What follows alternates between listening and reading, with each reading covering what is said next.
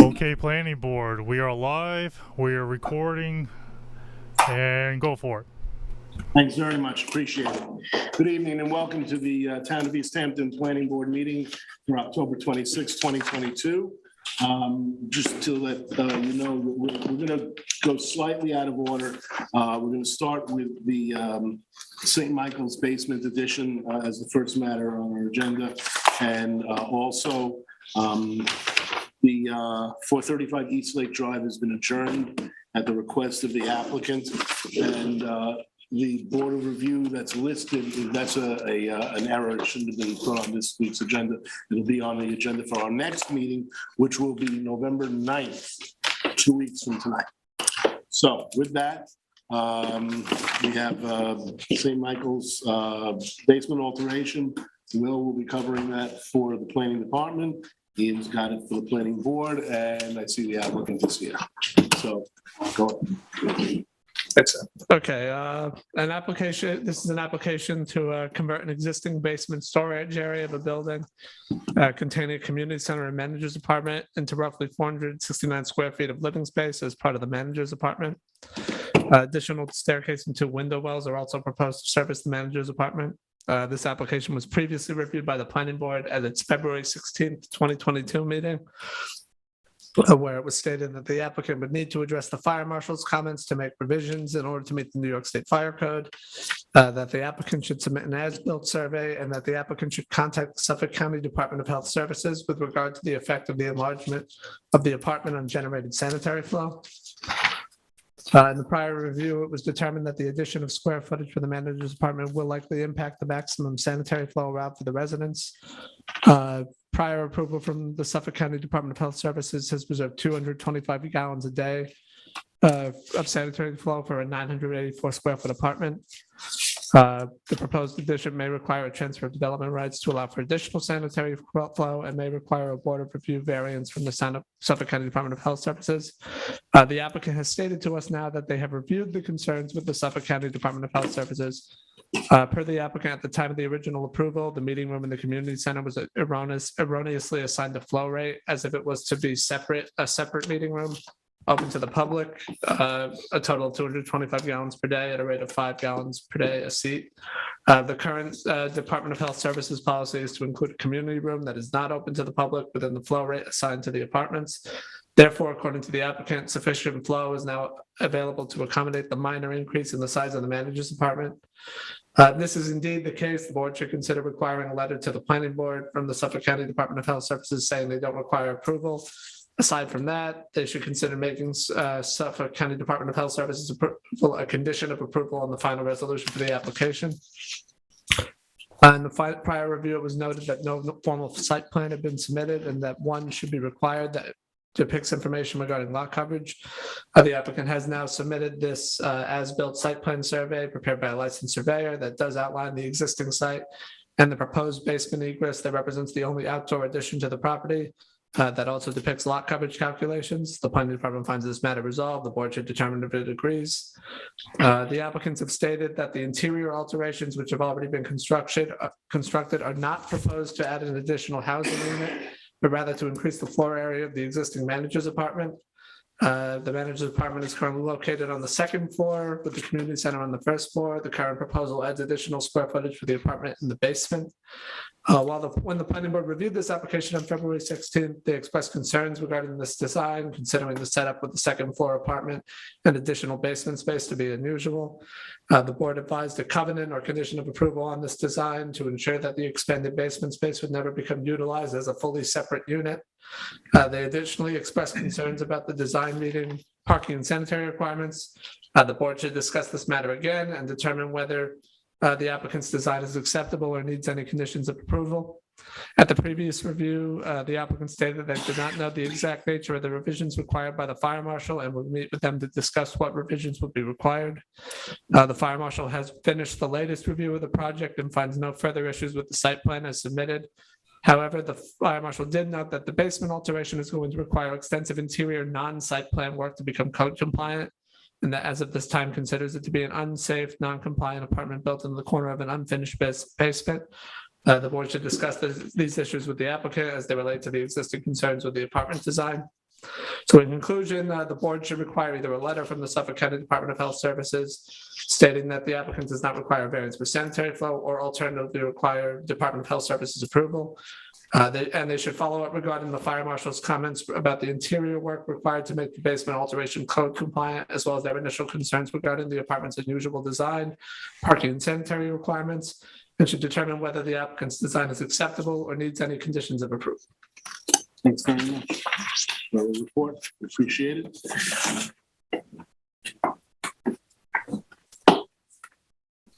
Thank you. We had reviewed this previously, just to touch on some of the points that were just raised. I do think asking for or making this subject to conditional approval for health department approval is the way I would ask that we go. I think it'll be easier to get that approval from the health department than to ask them for an opinion letter. They're not really set up to issue opinion letters. I think we get stalled in the process. We are trying to come into compliance. That's why we're here, and address the concerns of fire prevention. We have no problem entering into a covenant to ensure that this would never be made into a full apartment. It is to join the manager apartment and give more room for that family that's working on the premises for this unit. And we'll address any of the fire marshal's concerns at the building permit stage. We had talked to him and he said that's appropriate. And at this point, we're asking that we go forward with a public hearing so we can try to bring this into compliance. Great. Just directed at the, Yes, just curious how you probably have told us this before. How do you get from the second floor to the basement? Yeah, so there's a continuous hallway that's going to be built that will connect the upstairs down to the basement, partially through the first floor and then down into the basement. So it will be one hall connecting the two places. was there previously like an outside staircase or something? There's you can enter there will be an outdoor, there'll be a door to the outside in the middle of the hall that's there now that goes down to the basement anyway. And you go in the back door, there's stairs up to the manager's quarters, and then we're going to extend that hall down to the stairs and the hall across the basement to this living space. So it will be one continuous hall. How does it work now? You go down the basement stairs, there's a gap between the room and there's just storage around it, which It's not contiguous. that's contiguous, and we need a contiguous connection here. It's not now contiguous, but it will be. It will be. It's like the state of Michigan. We're in the lower peninsula, with which you may be familiar. You just enter the basement. You enter the basement, is what you do. And then there's a door. Could you just identify yourself for the? Oh, yeah. Oh, sorry. Right. Yeah, Brian Lester, Charbon Lester. Okay, Ian, go ahead, it's yours. Yeah, well, I do trust that it'll be a single apartment. I will say if it's already built and they're currently sort of separate, it sounds like. Because we haven't done the whole hall thing that's part of this. But my understanding is this was built before the application was made. Part of the room was built So before the if application was the made. intention was to expand upon an apartment, it's odd to build a separate apartment first and then make an application to adjoin them. But, if you sign that, you do that covenant and everything is compliant, I don't want to doubt intentions, but that's a bit of a flag for me, to be honest with you. My instinct upon reading the memo here was that this is not complete and ready for a public hearing, largely because I think that the code issues that exist are something that we want to look at. I know it's an interior project. So I understand that the outdoor elements of the site plan and outside elements are ready. It's a pretty big issue if the fire marshal is saying this is unsafe. Normally we wouldn't have an apartment, so we would be looking at plans, but considering that we do, it seems like, and it's a bit odd. I would feel a lot more comfortable resolving those. And I will defer to the planning department if they tell me I'm off base here and that, we shouldn't be doing that. But I think there's some unique circumstances here. And again, having the letter from the fire marshal saying that this is unsafe, is another flag for me. And I don't doubt that you could make it safe, but it seems like the appropriate point to do that in case any of the fixes involve some sort of change the public might be concerned about, that we resolve those before the public hearing. That's my instinct. I would be curious to hear what the other members have to say. And of course, if the planning department weighs in. Health department is another big one for me. I think what you're saying, I spoke with the planning department earlier today, makes sense that there was an error on the original. But I think we need to make sure that 100% the health department looks at it and approves this. I trust that they told you that, and I understand the difficulty of getting an opinion letter, but I do think that needs to be a condition of approval, that you get health department approval. Absolutely. We'll make Approval, but not a letter. Approval, yeah. Absolutely, yes. But I think everybody knows what I'm talking about. We'll make it clear that if they say, oh, you don't need it, that our approval requires this condition for sure, 100%. Yeah, we'll need something from the health department Yep, something. indicating, yeah, absolutely. An approval for the Before we current bill. Yep. Otherwise, I might have more to say. I think as the discussion goes around the table, my instinct at this point, and of course, I welcome comments from the applicant's representative. But I think I would like to clear up the code problems with the build.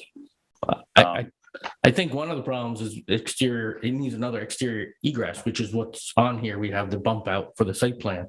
That's one of the safety concerns, and we want to address that concern. Yeah. The other thing is contiguous to, going from unfinished to finished to unfinished. So those, I think, are the two major concerns, and the only way we can address them is if we move this forward to get the approval so we can get the building permit and address those issues. Okay.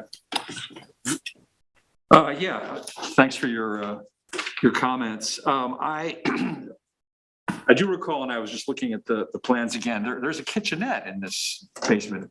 There's a sink and a counter on there. There's no cooking anything down there, and we wouldn't have it in whatever conditions we need to make that, to ensure it, right? We have an older son who's family of the manager of the rest of the manager who has a security manager job there. So there is a sink and a countertop there, but there won't be any Seems to show a cooking. fridge on there too. Yeah, it's meant to, it's a teeny fridge. Right, I just raise it. Yeah, it's You know, not, whenever we see anything that looks like a kitchenette in a second. and I don't expect anything less than saying there shall be no kitchen appliances, cooking equipment in here, and we'll consent to that in any condition. Well, that would definitely need to be, as far as I'm concerned, that would need to be a condition. Right, because the minute we see a kitchenette, it's like one step away from being a kitchen at some point, a separate unit. So are the finished, the unfinished to finish transition is really the fire marshal's key safety concern. Is that correct? That and another exterior access from the room. Right. So they don't seem that difficult to resolve, but I agree with Ian that we should resolve them before we have a public hearing. Well, I mean, in some ways we can't resolve those because that's what they're asking for approval for. It's odd to have a separate apartment totally detached from this other one to get, I think, a code violation and then to file an application that says, oh, it's supposed to be part of the same. I'm not saying that's not true. It just makes it pretty tricky that we already have it built. And I normally try to look at these things as if you applied with a blank slate, what would we say? And I think we'd have a lot of questions. So I thought when we did this originally, it was an apartment in two parts. That was my recollection. yeah, it is. That was because when you mentioned anything about the kitchen, that was one of the issues. Is it going to have another kitchen downstairs? And we were assured that it wouldn't be a fully functioning kitchen. In other words, no stove. Right. But we're downstairs so that if I guess refrigerator, sink, run countertop upstairs to get a snack or something. I get it. It's 2 stories away, definitely. But still, because of this unusual situation, it could function as a Yeah, sure. Right? All you So need that's is what we're concerned about. electric stove. But, of course, you're right. In a practical sense, there's no way to actually resolve it before the public hearing. Those two We have to issues sort of say, for yes, sure, go yeah. do it, right? Yeah. But I think, so where is the additional outside That's what I was just gonna ask, yeah. egress? Yeah, I think it's right, No well on the north yeah, top of the. right above, Right where Randy's standing. yeah. Okay. Yeah, So that's the proposed egress, yeah, So that's a push-out window and a ladder? Is that what Yeah. that is? yep, Okay. Gotcha. And that's really the only light in there too, right? Comes Yeah. from that side of the room. Okay. I don't know. I'm not quite I don't quite know what else to say about getting to some resolution about the fire marshal's concerns and, some assurance from you that they'll be resolved. It's a little, it's a little Well, tricky. Well, can it be a condition of approval? I mean, again, the same thing. Yes. I'm I mean, certainly not you getting a can't get a C of building O or a permit. building permit or Yeah. getting out of You can't justice get a court building without any of permit or it, anything so. without- Yeah. Yeah, Yeah, but that's the only other thing that I have. I also agree with, Ian about, and I think probably everyone else about making the health department's approval condition. Absolutely. Michael?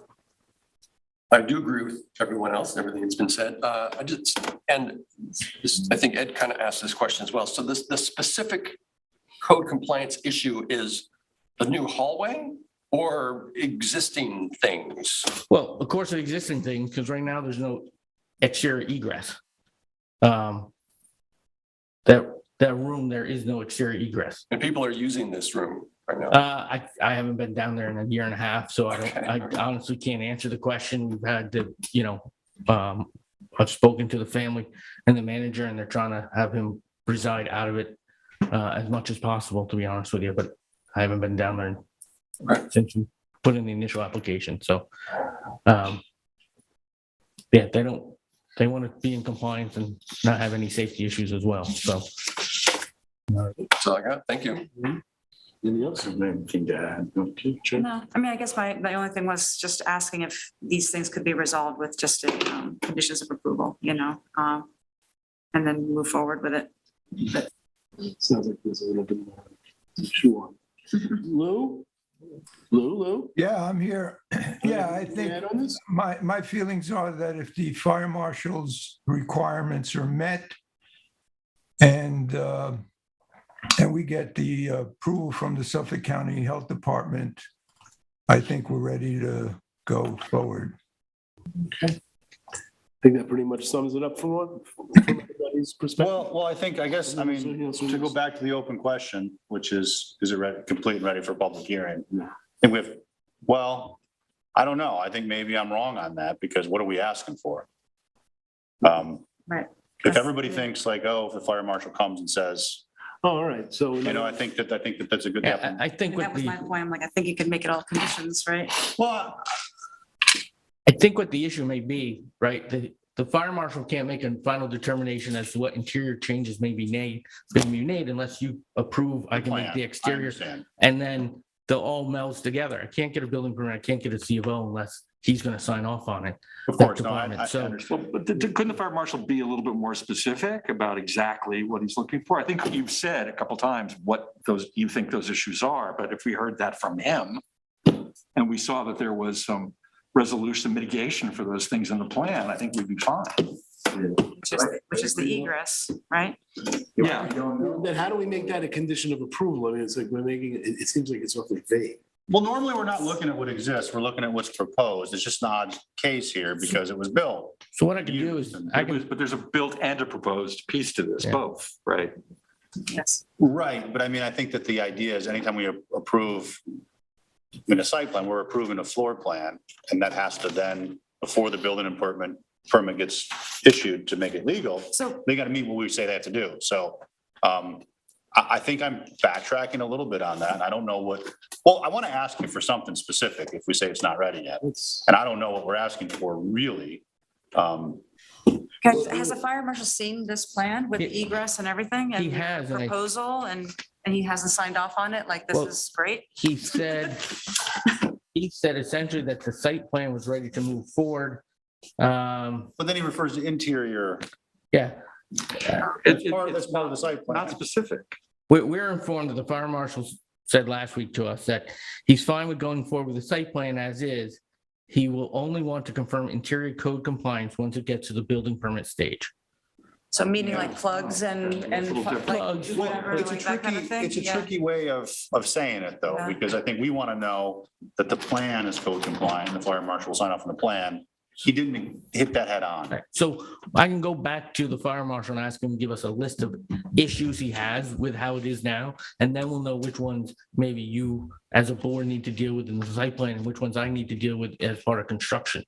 Right? And some of them may overlap. I think the exterior egress is one of his main concerns. That's part of what we're here for and going to, of course, be part of construction. So I can I guess the try to get confusing a part list. for me is the code compliant issues are issues for us as well. We would not want to approve a site plan with code compliance problems. And so I think that that's what he means probably. Mhm. It's confusing It's because he, confusing because because he normally said- you would analyze a plan and say, this plan is code compliant. I think that's what he's saying with proceeding with the site plan. But then he says only look at the interior features, which is part of the site plan. So Why can't the architect put in what the fire marshal wants on the plan? Then we'd have. I'll find a dictate, I'll get a list from the fire marshal and then we can include what. perhaps he has. Well, you know what? Maybe, look, my proposal would be, I'm sorry to fall in the middle here, would be, maybe, I think this thing is basically ready. But it seems like for a public hearing, not for approval. I think that we should just ask for clarity from the fire marshal. Yeah. To say, just to be clear, you've looked at the plan, this plan is code compliant. I think that's probably what he meant, but why don't we make sure, and then there's a 1 week, And if delay. there's any gaps, then we'll know whether they exist and we'll fill them in. Exactly. There are comments. Does anybody else have an issue with the kitchen? Are we willing to make it a condition of I approval? think a covenant and restrict, he said he offered the covenants and restrictions. Well, it's already a requirement. So I mean, we're sort of, this doesn't, Requirements. you can't have two kitchens. Yeah, It's already a Yeah, rule. yeah. Under the code, I mean, and that. So I'm saying, like, I don't know what the whole thing feels a little weird, Well, it's but only weird because of the fact that it's not a contiguous apartment yet. And Sounds like they don't. Even after it's a contiguous apartment, it could be it could be made into a non-contiguous apartment again. well, yeah, that's true, but then they have a code. That's why I'm pointing it out. I Then they have a realize- code violation, so, Yeah, I suppose we can't do much about that, really. you know. Sounds like they're kitchen having is already- trouble getting along with their son. Make your own dinner. I think Eric wants to say something. Potential solution. No, please. So I think, the applicant's attorney said that they'll pursue formal health department approval. I think that addresses that issue. You'd make that a condition of approval. They've offered a covenant to say that it'll just be one apartment and addressing the kitchen, not having a kitchen.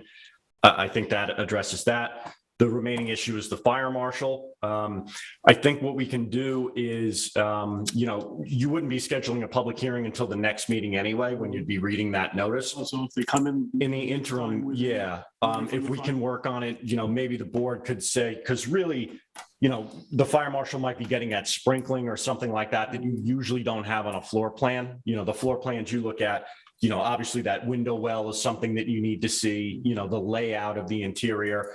Provided that doesn't change and the fire marshal signs off and says that plan is okay, then we could just wait until you guys get those comments from the fire marshal and then schedule a public hearing if everything's okay. Because that seems to be the remaining outstanding issue. that sounds good to me. You're gonna need a resolution.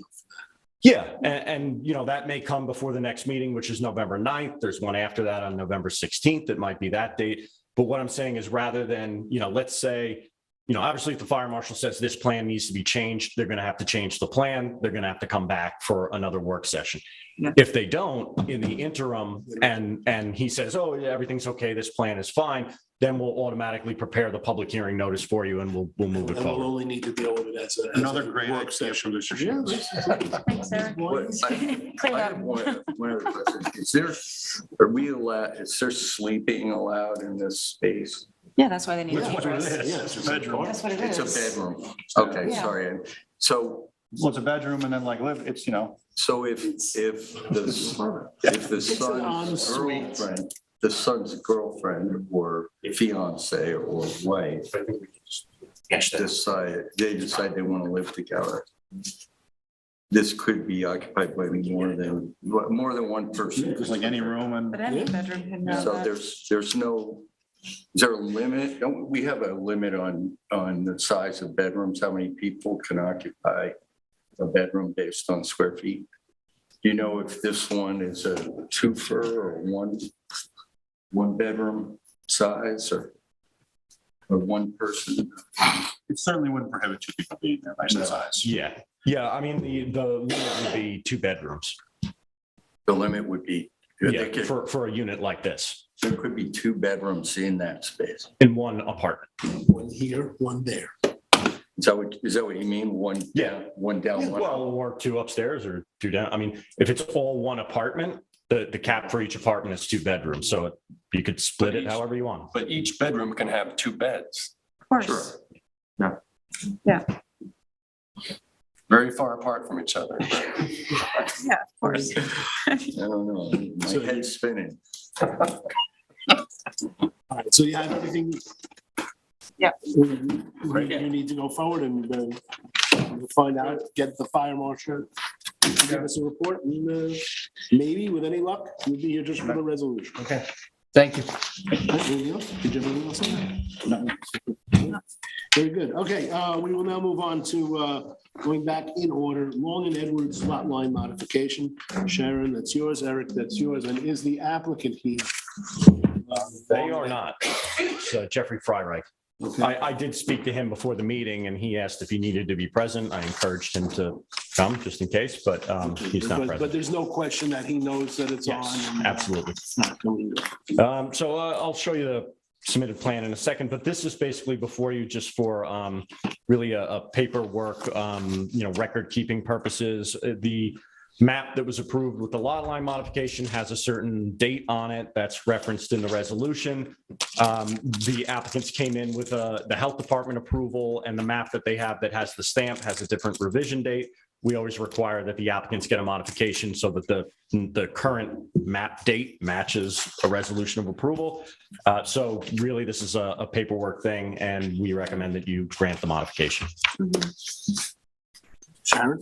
Yeah, no, I looked through this. I mean, it was really just waiting for the zoning board of appeals to grant them the variance. They did that, so I think it's complete. Anybody have anything you want to add on this one? All good. No, I'm good. I'm good. All right, on to the next. So the answer is we'll grant the proposed modification. Yeah, and I should have mentioned there's a resolution on for this evening as Oh, well. yeah. Oh, then why don't we move on to that? Resolution amending approval and an extension of time. For both. I don't believe there's an extension of time on for tonight, is there? Yeah, sure. Yes, there is. Okay. For both Long and Edwards. Yeah. I'll read that in first. I guess we should better extend it before we can. Do you want me to do that now? Okay, so in the matter of the application of Long and Edwards lot line modification, tax map number 300-165-5-19, 166-5-11, I approve to move forward with the extension of time. Second. All those in favor? Aye. Pass, 7-0. It's an extension through November 6th. Couple of numbers. There it is. It's just- Okay, in the matter of the application Is of that Long. meant to be, by the way, before we move on, is that what that's meant to be? Eric? What's that? The Extension till through next November week? 6th. Yeah, it's because they have to extend it into, it has to be active to be approved. To read more. That's why we Oh, I did this see. first. I got you. Okay. We just breathed checking. just enough life into it. Exactly, just barely. Okay. Okay, in the matter of the application of Long and Edwards lot line modification, tax map number 300-165-5-19 and 300-166-5-11. I have read the resolution and move for its approval. Is there a second? Second. All those in favor? Aye. Any opposed? Pass, 7-0. Again, 435 East Lake Drive has been adjourned to a date to be determined. Adjournment was made at the request of the applicant. Tim, I have a So, Question. oh, actually, I skipped over American Tower.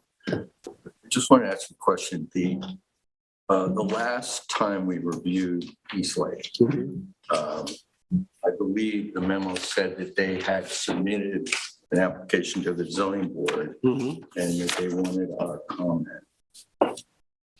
I mean, first it would require coordination under SECRA before we would put it to the zoning board.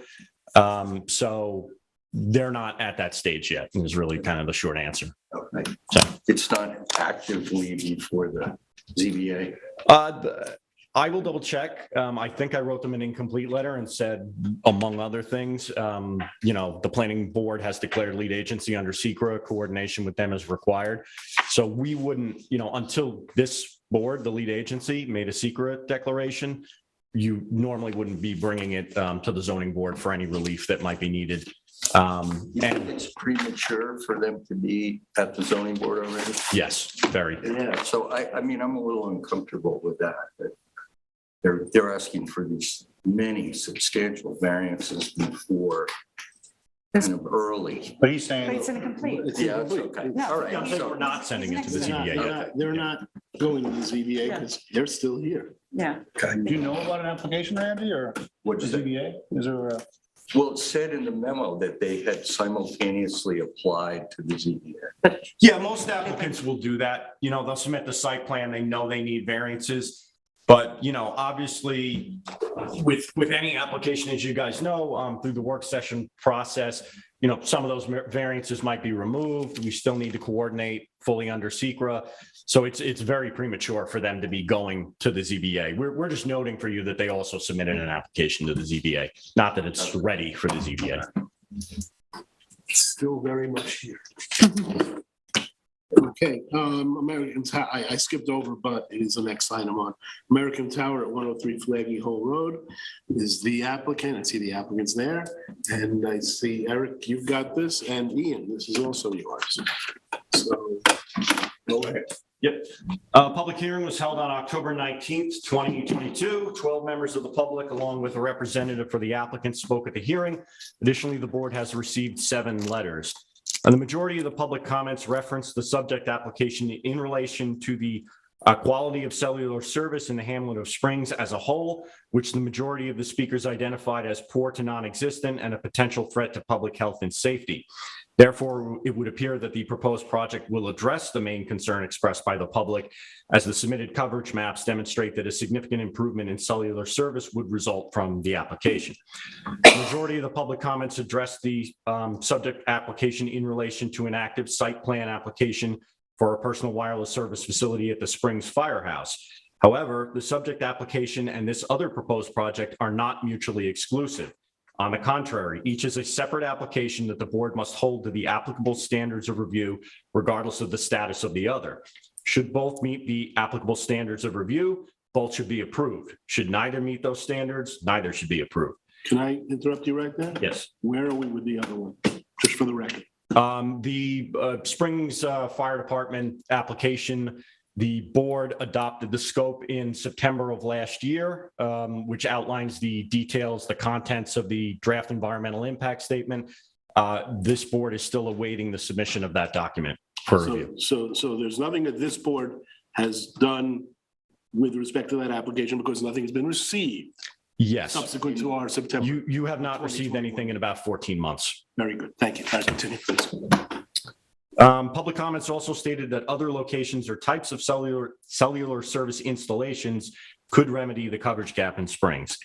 The board is reminded that in this instance, it is charged solely with finding whether or not the subject application meets the applicable special permit standards of section 255-540 and 255-550 of the town code, as well as the site plan standards of 255-660 of the town code.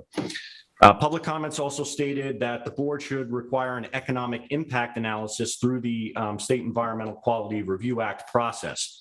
The board has made a negative declaration pursuant to SECRA and Chapter 128 of the Town Code, finding no potential for significant adverse impacts as a result of the proposed project. I will add, even though it's not in this memo, that to my knowledge, the board has never required such a document for any other Tier 3 wireless application.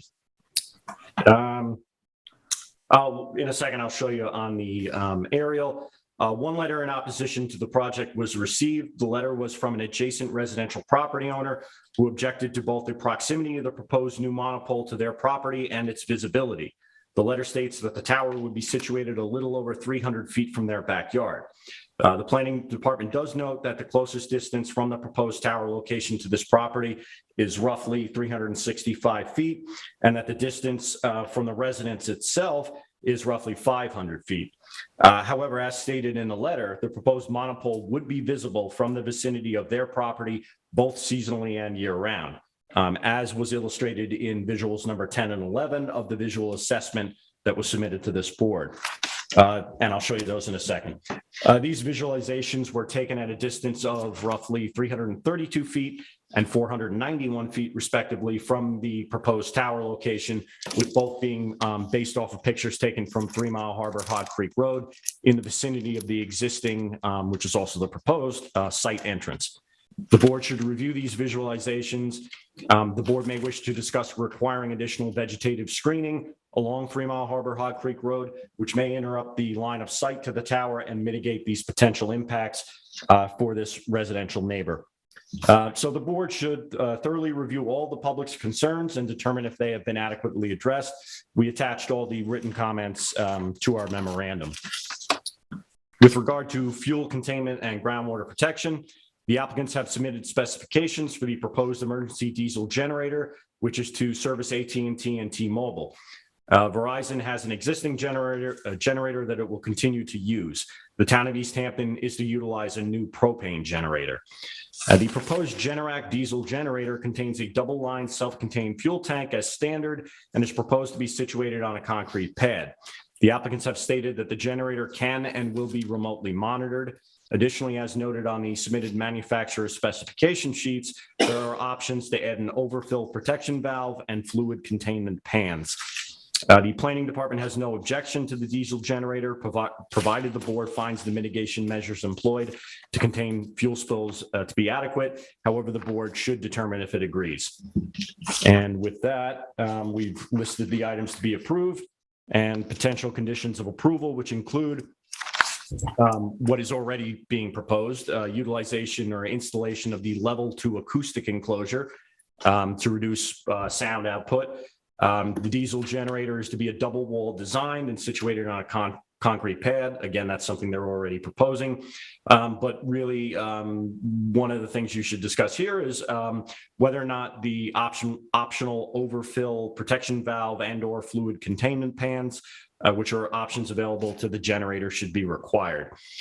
So basically, the board should discuss all of the public's comments, both written and received in person at the public hearing, and determine if the application is ready for approval.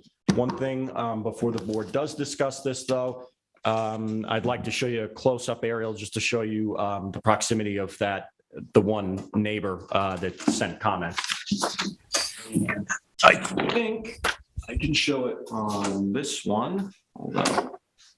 Okay, yeah, that does show it pretty clearly. So the neighbor that objected to the proposal because of its visibility is situated here, across 3 Mile Harbor Hog Creek Road. And I referenced in the memo the visualizations number 10 and 11. I'll show you those, which, and I'll show you where they were taken from as well. Here we go. So this was number 10. Which is taken basically directly in front of the access road, which if I jump right back there, you can see this black line, that's the existing access road to the Verizon only facility that's there now. That is also proposed to be the access road to the new facility. So that is the crane that they brought to the site to do the visualizations, obviously without a rendering of the tower. That is what it would look like from that location. It is identified in the visualizations as being visible year-round. Again, one thing you could do to mitigate the visibility of the facility is to put tall evergreen vegetative screening close to the road. That would cut down the line of sight to the facility. And then there was also a visualization that was a little bit further up the road, meaning north. And again, this is the existing condition, and then that's the proposed. It's very difficult to see. A little red flag-like object. Yeah. But obviously, right in front of the facility is where it is the most visible. Eric, is the second one more where the location of the driveway is for the property in question? Yeah. So actually, I think that picture's further north. yes. Further north, Yeah, you it's the think? Okay, first- because it is north, to some degree. You see the first one that you're looking at. The first one is taken basically exactly Right here. Yeah, all right. And Then the, there's the house. Taken just about right here. All right, so it's sort of between the two pit. the house is between the two, Yeah, yes. So the Between the visual two is visual a little images. more north her. Yeah, correct. That other neighbor will actually be more impacted. Yeah. The one right across. Well, it's the same, it's one house and one vacant lot, and there's one directly across, but they didn't write to us. No, It's the one Right that, across, no, they didn't write to us. no. So how would tall evergreens at the road mitigate the view? I mean, it would do a little bit to, well, it would be more beneficial from, a member of the general public driving along the road, because obviously, your car would be right there. If you put something tall, you would see those, you would see that vegetation. See the evergreen there, Ed? Yes. Right? Yes. I mean, Yeah, and there's a little bit of distance here, and it's actually, Yeah, you're right. it's somewhat unfortunate, and actually you can kind of see it on the aerial that, and another thing too, I know I mentioned this at one point, but you notice this kind of anomaly here in the vegetation that exists where you have an almost perfectly rectangular, these are almost all red cedars. Except for right. Yeah, because that used to be a playing field many years ago, and that was just left fallow to grow in, and eastern red cedars are succession trees. So, most of that area grew in, and, as the corner of Flaggy Hole and 3 Mile Harbor there is pretty densely vegetated, and you can see it on the aerial. Unfortunately, the area, immediately near where the facility is proposed is the lowest lying and sort of dense, least dense area of vegetation. And that does show up in that visualization. You can kind of see that, the trees are taller and higher, to the north and south, but, How tall do you think those trees are to be on the right-hand side of that photo? maybe 40 feet. Okay. Cedars don't get exceptionally tall, so. So Randy, you're right. I mean, eventually it'll block it. yeah. What's the realistically the highest red cedar we can have? Well, that you could ask for? Yeah. Well, to the maximum height that they could grow, but, bringing them in there would be difficult. I mean, I'm not even, most of the nursery stock that's available, the maximum height would be probably something like 12 or 15 feet in height. So maybe 15 is an answer. But you don't need a 40-foot tree, No. right? If you have a tree right at that fence line, Yeah, it's going to provide sufficient screening. Well, some. Yeah, from that one Well, it's angle. gonna be immediate. that one It's not gonna be, it's not gonna angle. screen the totality of the tower. That's. We're not asking for I that. think it's more like the Well, we visual. can't. I mean. Yeah. it's not- It's just your eyes will go to that more than maybe, Yeah, no, it's just something where the eye will go. And after 10 years, it's Yeah. gonna, I think it would be a help. I do too. Definitely. And if we can do that, why For wouldn't we? that resident, yeah, I agree with. I agree. Yeah. Mhm. I mean, the truth is that in this application, we're so used to getting pilloried on these cell phone applications. This one was unique in that there was no negative comment. Yep. The negative comments were relating to another application. Well, there was one. And, but, I was about to say, but this is a negative comment that came in and, I think we should consider it. Yeah, and I think, the point is well taken, their point is well taken, that maybe they didn't make this point, but we're making it, that, that every other area around this is pretty well vegetated, right around this entire periphery of this parcel, except right there. And everybody who drives by will benefit from this tree as well. Exactly. What's that? Full disclosure, that includes me. Okay, well, it's good that you make that full Yeah. disclosure. Yeah. Seriously. Okay, I know you live up there somewhere. Okay, I have a question. Hey, Sam? Yeah, Lou, go ahead. No, I was just curious, who would pay for the trees if we decide to put these cedar trees? American Tower. That's the applicant, that's on the applicant. American Okay. Tower. So you What can, if they refuse? well, I think that there's a Deny. spirit of conviviality on this. And, we'll get you up there in a moment and answer the question directly. She's nodding her head, Lou. She's good. She's good with it. All right, so Eric, did you have anything else you wanted us to, no, well, let's bounce it around. Does anybody else, you wanna say? anyone have any, well, You want her to? I'm sorry, the applicant, of course. First things first, how about that tree? Good evening, Lucia Chiocchio with Cutting Fader on behalf of the applicant. With respect to the trees at American Tower, that would be an acceptable condition as far as planting a few trees to mitigate that one view. Many trees, maybe. We'll leave it up to. Let's leave it Yeah, to the planning. planning Yeah, department. we can coordinate with the planning department to see what makes sense there.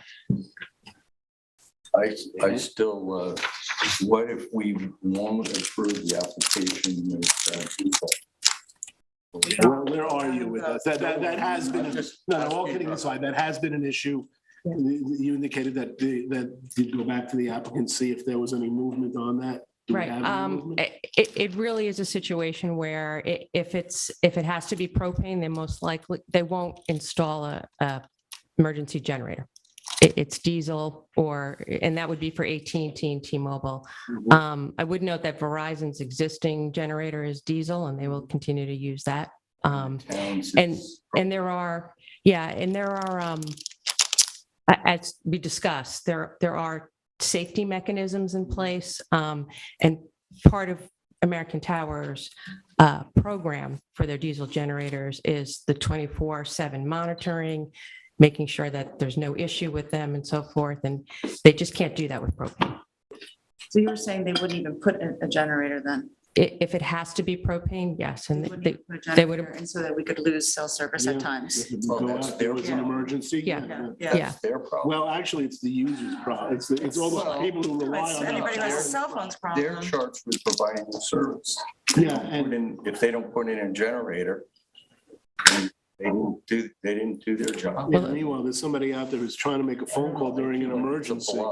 It's just, We can, listen, the town's gonna be there with a The propane planning generator. department doesn't have a problem. I'm surprised that you guys haven't come around. Yeah, it's not something, with the diesel generators, as I said, they can monitor it 24/7. So if there is an issue, they can, and they have contracts with vendors that they can deploy someone out there pretty quickly. What they have found is those monitoring of the propane are not as reliable. The sensors, There's no hazardous material. Doesn't matter if the propane Well, goes it into could- the atmosphere. well, it's, Yeah. Well, it does, Let me but not in terms of polluting the ground. how much diesel fuel are we talking? I believe that the tank is 300 gallons. It's going to provide backup generation for AT&T and T-Mobile, so it's two carriers. They found that leaks are very, very, very uncommon. And typically, if there is a leak, it happens when it's being refueled. So they proposed, and they're fine with installing what they call a spill catcher. So that way, when the generator is being refueled, there's a 5-gallon tank that basically would catch anything that might spill in that situation. Like a tank, you mean like a saucer kind of? Yeah, it's something like as they're refilling it, if somebody spills, pulls it gets out caught up and in it's like when you fill your gas tank, that kind of thing. And Gallons it's For 300. How much spillage are they gonna have? The county requires a catch, that can handle the whole gallons of the tank. They have that double wall. Well, it's a double wall tank. That's correct. So, I don't know. I just don't see why a big company with plenty of money can't do a propane generator. I know you've said that they have a contract nationwide, but, anyway, so I don't think, I think I'm outvoted on that. But I think it's poor corporate citizenship. If that's enough, you're gonna vote against it, Tongue lashing. Well, I agree. I think it's very disappointing, but honestly, I think it's something you need to take back to the providers. It's really not the future, quite honestly. So it's something to look at. I think we need to move ahead with this proposal. This has been delayed forever and ever. Regardless of whether it's propane. We do, absolutely. But I think I just want to register my disappointment. Me too. I'm with them, even though I want this to go ahead. I'm not happy about that. This sounds like a money thing. This sounds like they don't want to spend the money to do natural gas or whatever product it is. That's what it sounds like to me. It might be. And the answer is, what do you want to do? Is it enough of an offense to you, to anyone who would vote It's against not, it? this utility, this poll is important, and I think we need to move ahead with it. Then this is in the realm of realism. We could approve it with propane generator. Well, no, I don't because what the want to. applicant That's a said, the delay. applicant said that they won't have an emergency facility. If you see, I disagree with that. No. Randy, I disagree with that. Because the important thing is that particularly in an emergency, which is when this issue might arise, that the public has access to cell phone service.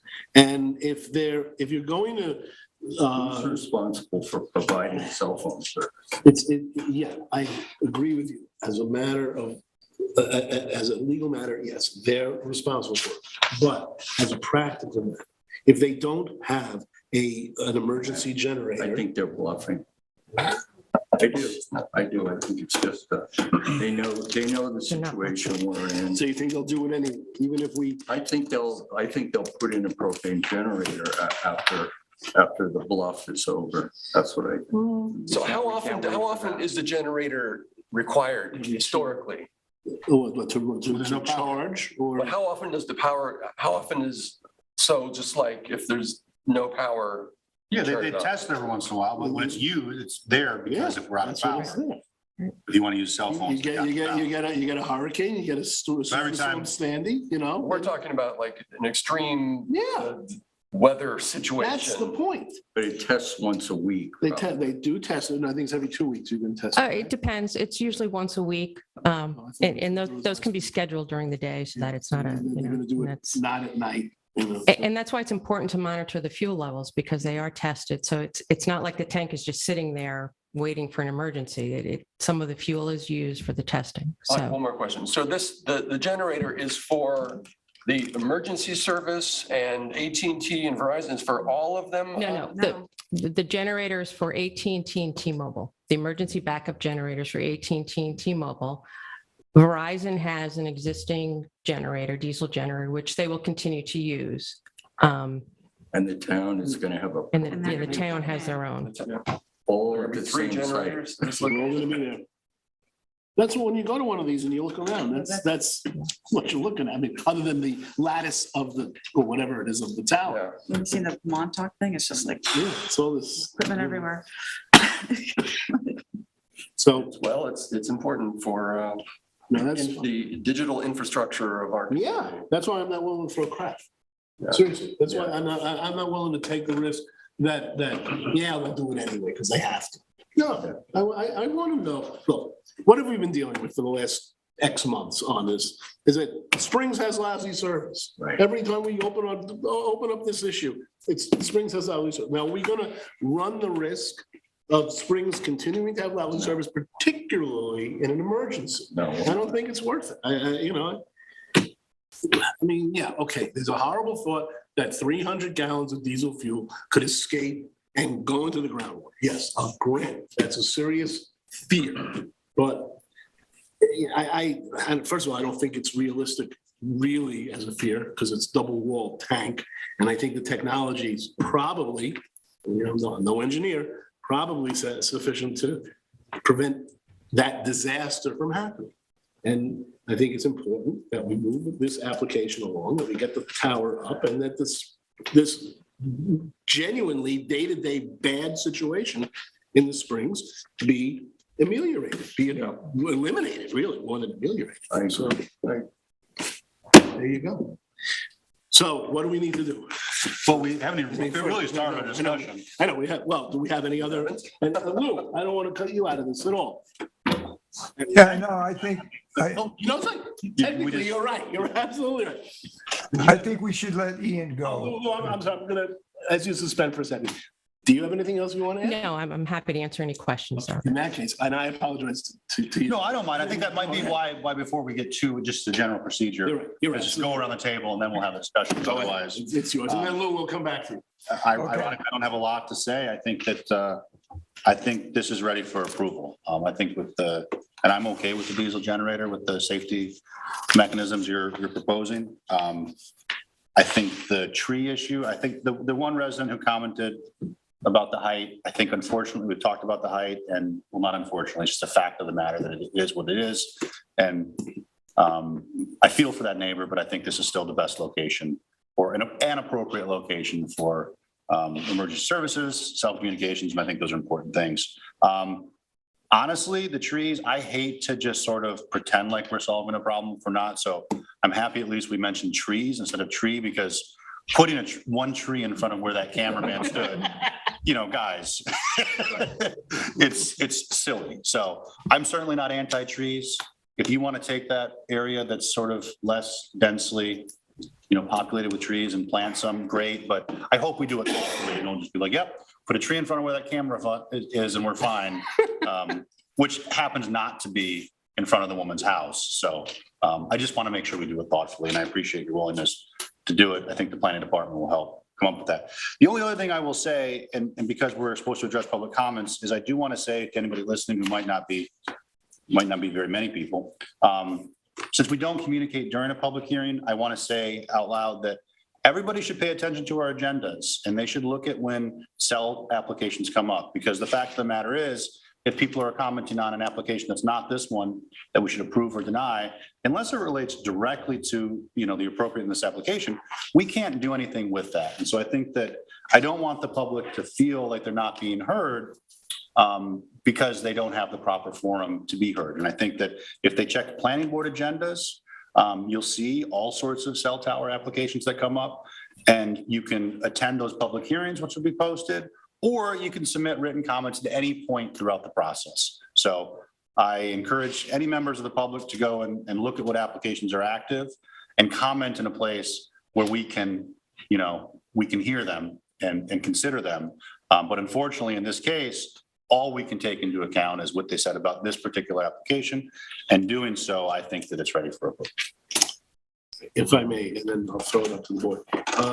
With respect to this application and with respect to the public comment aspect, I know that the last time, we were on last week for public comment, public hearing, we can only follow, when we're doing the public hearing, the resolution approving the public hearing.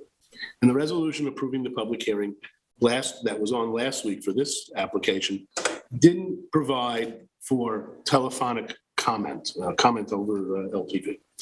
So it wasn't permitted. Now, that is a situation that's not going to happen again, because we are, and you will see this later on tonight in the next public hearing that we schedule later on tonight, we're going to be providing from now on that there is going to be public comment through LTV at our public hearings. But that's going to be the policy going forward. And It'll be right here. Right. It'll be in the resolution, and thus there will be an opportunity for the public to comment through That's good. LTV. It's something that, again, we couldn't do it last week, couldn't be permitted because it wasn't under the resolution that we had passed. But, and as it happens, one of those folks who did want to speak did manage to get their letter in. That's correct. In time, so that wasn't lost on us, and in fact was, I think, part of your report, part of the Yes. the planning department's report. So, all right, so with that, does anyone, we had a pretty fulsome discussion even before Ian's comments, but. Before we started? Anyone, before we started our comments, yes.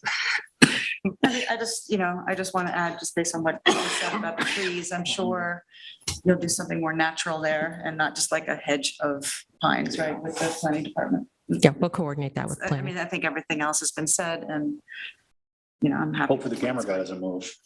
I'm just thinking, like, how narrow a tree do you have to get? Does anyone have anything else they want to add on this? I thought, was his name Fox that wrote the letter? I'm sorry? Was it Fox who wrote the letter? Which one? Oh, sorry. Well, we got a letter about cell service and emergency service in Springs. After the public hearing was closed, then we probably shouldn't talk about it. Yeah, if it came in after, we don't cover that. Lou? Well, so anyway, forget the letter, but the question came up about that often cell service is what gets to 911. And that the emergency call is often made on a cell phone to 911. So my question was, what is it that the emergency, the tower, the 200-foot tall antenna that good cell service doesn't do? Because if we had great cell service, why do we need the antenna, the 200-footer? Yeah, and that would be a question for Eddie Snell, in the town. But we did, just as a reminder, we did through the Eddie provide documentation justifying the height, which is really driven by the town's emergency communications needs. And your independent consultant reviewed that and indicated that it was reasonable. Well, they have their own radios. It's not like we're going to be like, here's a cell phone, all firemen, like, we're good now. Right. I mean, they have, it's different frequencies, Right. And I think we want to have a healthy emergency service channel too. Lou? Yeah, I think with the trees, everybody said what I, feel, and I agree with all that. As far as the generator, I admire Randy's willingness to call their bluff. I would never want to play poker with him because I could never bluff him. But I could just imagine if we turned down this application because of that generator and we demand on a propane tank, what the public outcry would be the next day.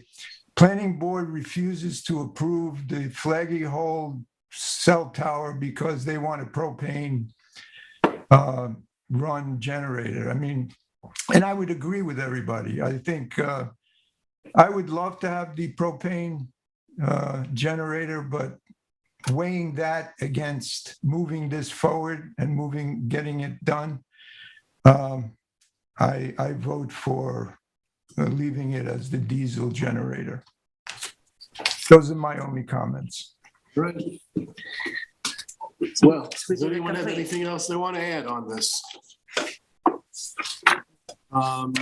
We have a resolution on this? No. We prepare that for the next We'll meeting. do that for next week. Good.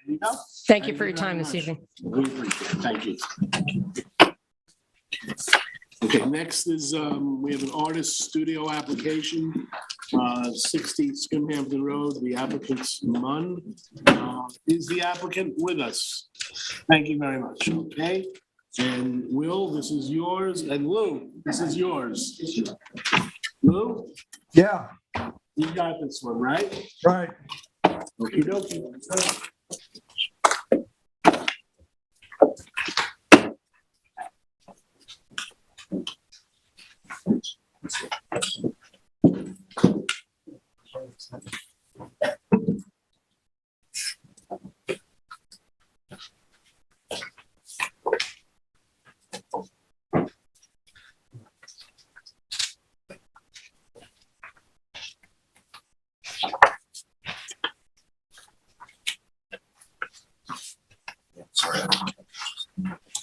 Not the thing was that for some reason.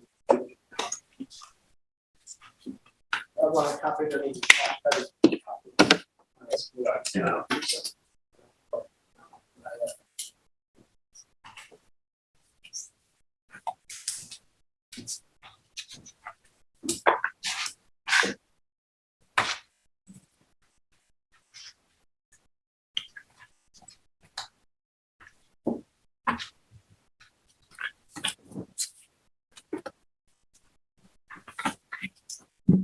Okay, this is an application to construct a personal artist studio on the property. The studio will be used for paintings, with the first floor being a designated work and painting space and the basement to be used for storage.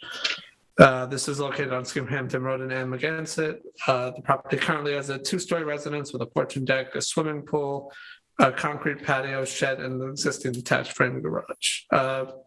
The applicant is additionally proposing a new pervious driveway, a one-story pool cabana storage, an open-air carport, and a new low-nitrogen sanitary system on site. As currently defined in Chapter 255 of the Town Code, an artist studio shall not contain more than one story, but may be situated in a public garage or other accessory structures. The applicant is requesting that the artist studio have a gross floor area greater than that of a legally permitted accessory structure, which is 600 square feet. The total gross floor area they're requesting 1,489 square feet fits within the criteria of still being less than the gross floor area of the first floor of the residence. However, this is still more than double the typical requirements of the gross floor area of an artist studio, and the board should discuss whether they find that the artist studio is exceeding such limitation is justified for the scope or size of work engaged in by the artist and is otherwise compatible within its residential neighborhood. Additionally, the artist studio is being proposed with a basement with a gross floor area of 1,278 square feet. Because it's below grade, it is not considered to be part of the structure's gross floor area per the building inspector and is thusly not included in the maximum square footage of the structure. However, with the board should discuss the purpose of the proposed basement with the applicant and whether it's necessary on top of the already oversized artist studio exceeding the baseline limitation of gross floor area as is. The proposed artist studio meets the setback requirements for an accessory structure being 20 feet from the side yard property line. However, the board may want to discuss the proposed artist studio's relatively close proximity to the neighboring property, which is a pool area adjacent to the proposed artist studio's location. The board may want to consider potential noise impacts of the artist studio and discuss them with the applicant, as well as to consider asking for additional screening. The department notes, however, that there is already a stockade fence and hedge around that area of the property line, and the board may find with the applicant that existing screening is satisfactory. Additionally, within the artist studio setback is a proposed buried propane tank. The board should discuss the location of the proposed tank with the applicant and determine why it is necessary for it to be so close to the property line, and should determine whether it should be moved. The survey, which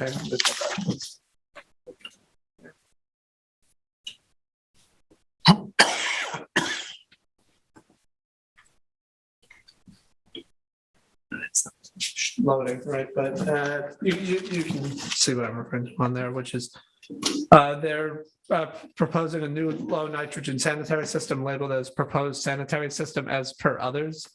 It's not clear whether this is meant to be reflective of the current sanitary systems on site, as no existing on-site sanitary systems are currently depicted. The board should discuss the current status of the existing sanitary systems with the applicant and that they be added to the existing survey if necessary. The survey also depicts the proposed low nitrogen sanitary system connected to the proposed one-story pool cabana storage structure. The submitted plans depict the proposed cabana having its own shower, lavatory, and water closet, which is permitted in a pool house of less than 200 square feet, which the cabana is proposed to be 198 square feet. Additionally, there are two proposed dry wells near the proposed artist studio. It's not clear based on the submitted survey and information whether those proposed dry wells are intended to be used as runoff for the artist studio or whether they'll be related to the slop sink and sanitary systems. The survey, and this is kind of hard to see, so I'll see if I can find it here, is it mentions a existing structure in the air location, new proposed artist studio. It's right here. referring to it as one-story studio to be removed. There is no existing one-story studio noted in the history of the property. However, the property card does note that at the time of the most recent certificate of occupancy in December 1999, a detached frame garage was erected on the property prior to the adoption of zoning.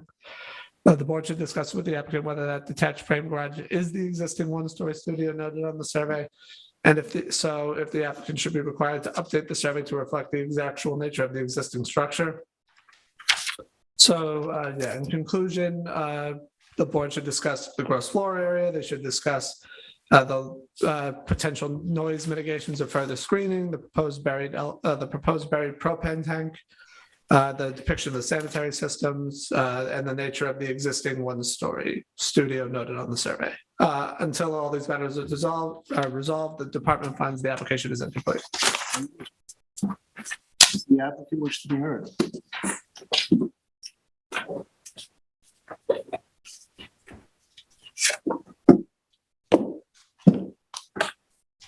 Good evening, Mr. Chairman, members of the board, council, and Jody. My name is Denise Shern. I'm an attorney with the Adam Miller Group here tonight on behalf of Lori and Max Munn, who are applying for an artist studio on their property. I believe we can address the issues raised in the memo fairly succinctly. So I thought I would just hit on them sort of in the order as they appear in the memo. With regard to the propane tank, it's situated 10 feet from the property line, which is where the engineer placed it. We have no problem locating it in another place if the board thinks that's a good idea, but the engineer didn't know why it should be in a different place. So he thought it was fine, but our client said whatever the board thinks is fine with him and her. We do have a proposed IA septic system that has been approved by the health department. I have the approval in here, but I'm thinking I'm going to mail it instead of handing it up to you so I don't confuse the board. On that approval, you'll see that the dry wells are specifically designed to handle the runoff from the roof of the artist studio. And also there's a proposed pool house on here too. So it would take that runoff as well. So that information is on the septic design that we'll mail into you or drop off. The size of the studio, Lori's been working out of the existing garage, or accessory structure, which was built prior to zoning, as we said earlier, since 1988. And I would just invite any board members that would like to see it.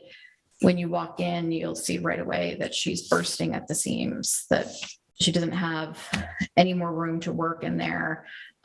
She's using a storage facility in Mount Vernon, which has been really taxing on her to go back and forth because the way she does her work relies a lot on work that she's done in the past. So she has to get historical works of art, bring them to the studio, hang them up, prepare what she's doing, and then work from there. So going to Mount Vernon is really difficult for her to, as she advances in age. And it would be really convenient to have the basement available for her to keep her historic artistic stuff down there, and also her larger items that she needs for painting before they actually have to come up into the studio to be painted. I did bring a couple of samples just so you can, I know there were a lot of samples in the packet as well, but these are some samples of the work that she does, just to give you an idea of the size.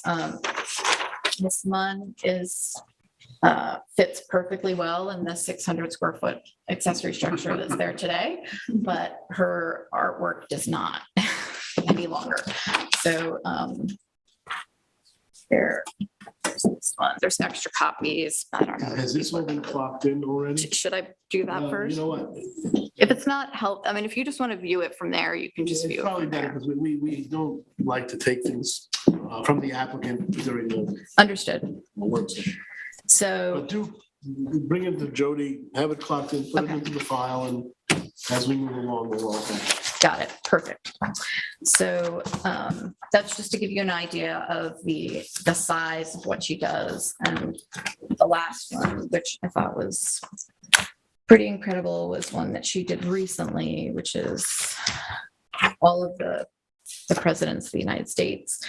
And, you know, this took up a lot of room. So it was incredibly difficult for her to do it in the space that she's in now. She would have been much better off with the 1,400 or 1,200 plus square foot proposal that she has before you right now. So the basement is for Storage only for her past works of art and for, I guess, the larger canvases that would be better to be stored downstairs than taking space upstairs where she's actually working. the upstairs is where she works, and she works on large canvases. Really large, like canvases that are much bigger than she is. Or I am actually, but they're huge. Mechanical and the storage too. Oh, and yeah, one benefit of having the basement, I'm sorry, is that we can put the mechanicals down there now to keep any noise from them. They're there's going to be the pool equipment and, well, essentially just the pool equipment and the HVAC system for that space will be in the garage, in the basement.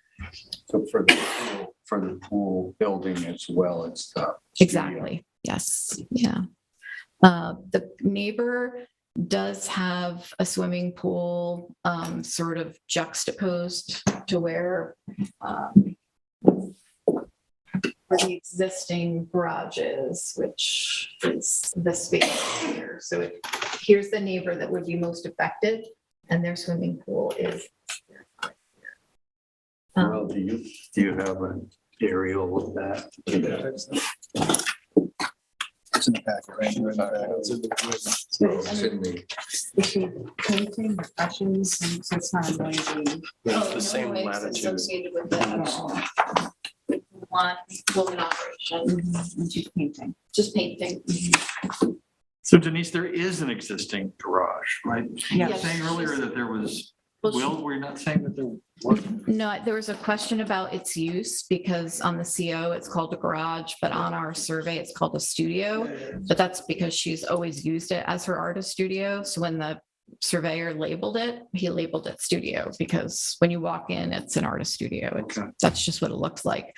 There's no plumbing in it or anything like that, but you can tell someone does their artwork in there. It's everywhere. And obviously, we're okay on coverage and all that kind of. Yes, coverage stuff. actually goes up only 2.4% with the extra square footage because we actually have the existing garage/studio. So we're not actually adding that much square footage to the property. We're all within setback limits. We don't need any variances. They've been very good neighbors, very good stewards of the property. They planted linden trees all along the exterior of the property on their own dime, just for 30-foot trees for privacy. But the rest of the property, as you can see, is it's heavily wooded. I didn't even take pictures because I was just taking pictures of green and it just wouldn't mean anything to you. So you cannot see any of this from standing over here. So just, the neighbor's pool's there, and where would this building, I see Yes. the garage, Yeah. kind of, right there, the roof, yeah. Yeah. So it would be right there. And the only tree that we will lose is this one here, which I'm not sure how well it's doing anyway, but they're happy to replant 2 trees in lieu of the 1 tree that they have to take down. They're 100% cleared, so it's not a clearing issue. You know, they're within their clearing limits, just that, like, that they want to be good stewards of their property. And it's a beautiful oasis. It's really gorgeous back there. It's stunning. And they don't have other neighbors. So to this side, it's a street, nothing on that side, just this neighbor, nobody behind them. Is that street Hampton? This one is, On the right. this is a trail right here, a horse trail. And then this, I guess, is a flag strip, but it did have a name on it, like maybe it was a private road. Hampton would be at the top of the screen. Yes, Yeah, I'm that's sorry, what I- yes, Hampton would be at the top.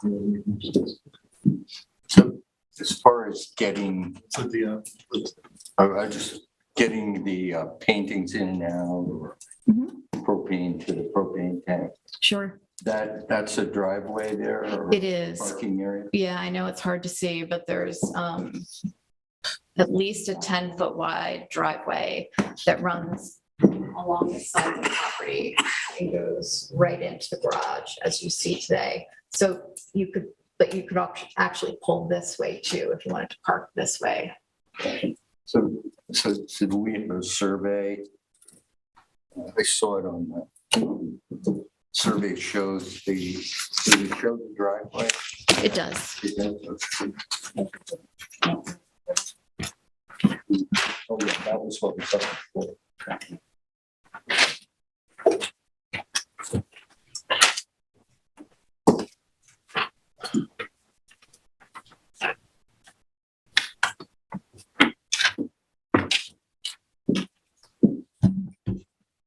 Are we gonna go to Will? yeah, I'm gonna go with Ms. Are you, anything else for us? All set. Thank you. Thank you. Lou? Yeah, Sam, before I start, just a matter of protocol. In the future, we should try to figure out how to correct this problem with someone like myself tonight coming in on Zoom. Whenever there's any pointing to the board there by the applicant or even some of the board members or the planning department, I see none of that. So all that pointing and referencing that was done on the board, I can't see it. Well, So, if you were watching on LT, I'm not criticizing. no, but I don't get that picture. But but what I'm asking is when LTV, you're watching us through your computer, right? Yeah, Right, but if you have a TV on as well and LTV on, then tell me if I'm wrong, Aaron, am I wrong or right on this? That he'd be able to see what you're pointing at? No, he's right. Unless we move the cursor, which is obviously difficult to see.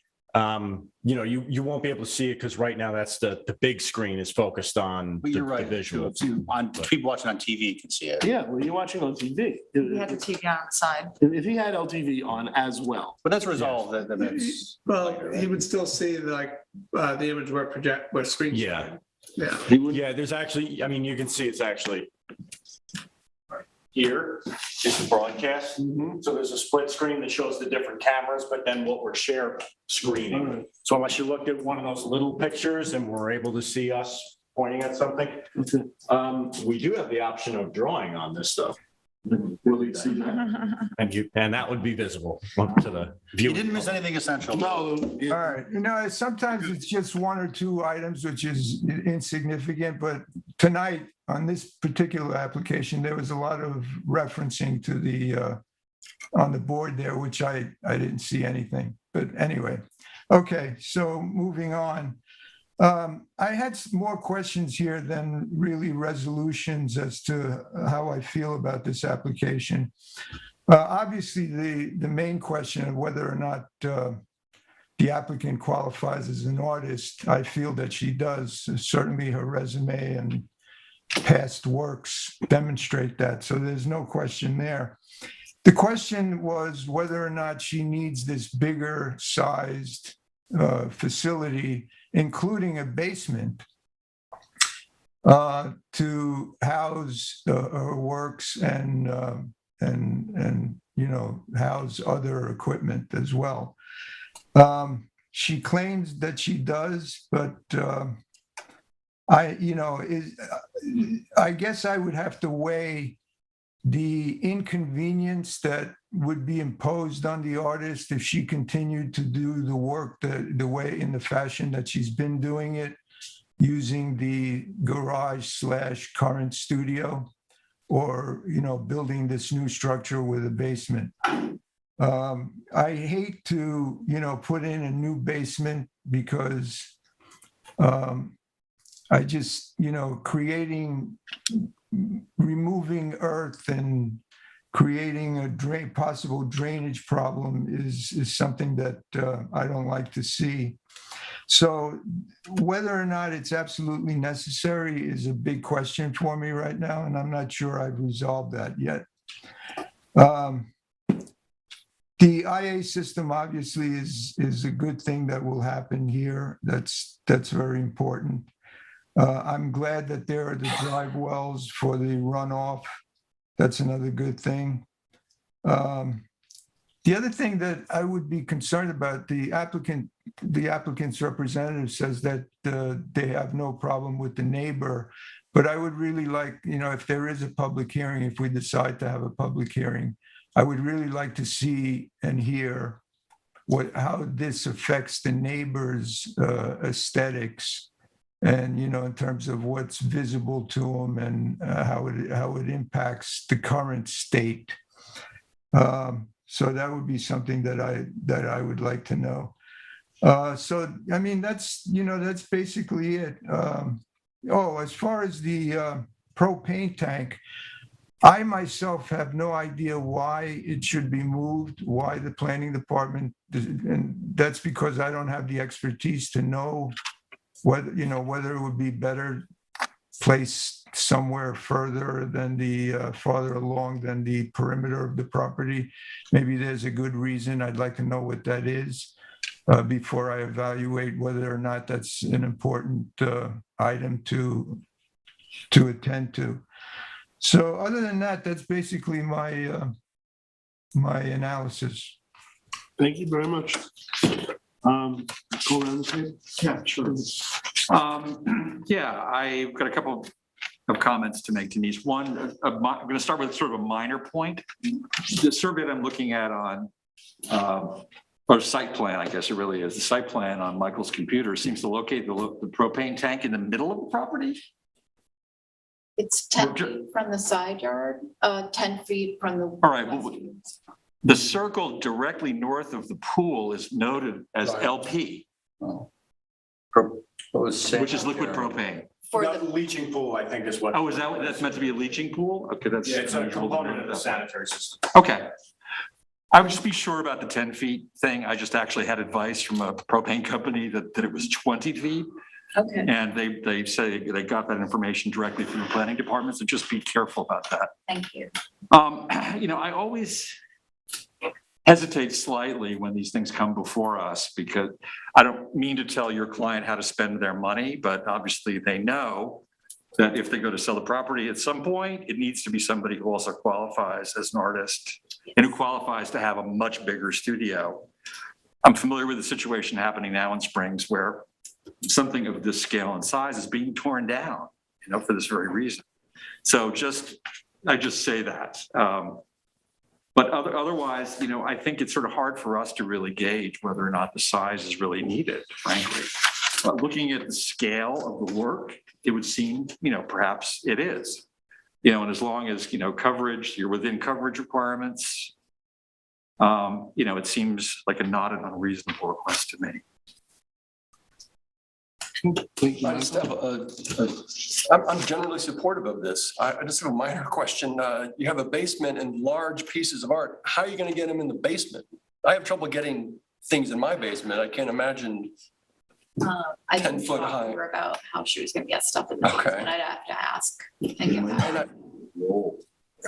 Might be rolled canvas. I'm not an engineer. I'm curious what Lou said about digging a basement can potentially cause a drainage problem. I'm not sure what that means, but you've piqued my curiosity. So I'm curious about On my own time, I'll figure that out. But, I'm generally supportive of this. I lived in New York City. I've been to these artist studios. I know a number of artists. Boy, you need space because not everything you create is work of art, and you create lots of things. So it makes sense to me. Okay, thank you, Michael. Ian. Yeah, I'm supportive of the application. I do have some concerns about this code section in general. I think Ed has sort of alluded to it. It's difficult. I don't want to determine who's an artist, but I think from a planning standpoint, well, I think this person clearly is an artist. And I think from a planning standpoint, there's no problems with this layout. So whether you need the size or don't need the size is, geez, that's a pretty tricky question to answer. I think Ed brought up a very good point, which concerns me, is what happens when you transfer a property. I'm actually surprised to hear that one is being torn down, because I figured it would just sort of slip through to the next owner somehow. But anyway, you know the risk there. I think that in the basement, I don't have a problem with the basement because it's no more impact in terms of visually, and you might as well make the most of it, although it's quite an expense for you. So I'm supportive of the application. I don't have anything else to add. I agree. Everybody, I'm okay with this. I do think that what Ian says and Ed about the this notion in the code that if you sell your property to somebody who's not an artist, you either have to rip out the studio or downsize it. So it raises a question, if you have an accessory building that's 600 square feet, are you allowed to have a basement in it? That's a question, because in this case, you'd have to remove the building and the basement if you sold to a non-artist, and then your pool equipment and it's going to have to be relocated. So it's a fairly, you almost want a bond or something. You got is, the requirement that they have to sell it to the person in the same position as them. And if they don't, then that's going to be a cost that they're going to have to deal with when they sell the property down the road somewhere, and maybe never sell the property. Who knows? Anything else? No. Sharon? No, I don't have anything to add. I mean, I think I'm supportive. And I think artist studios have to have public hearings, right? Yeah. So we'll hear from the neighbor. It has to be done if there's an issue there. I'm on board with that. Everything said. The client is an artist, as far as I'm concerned, and we don't need to go any further than that. So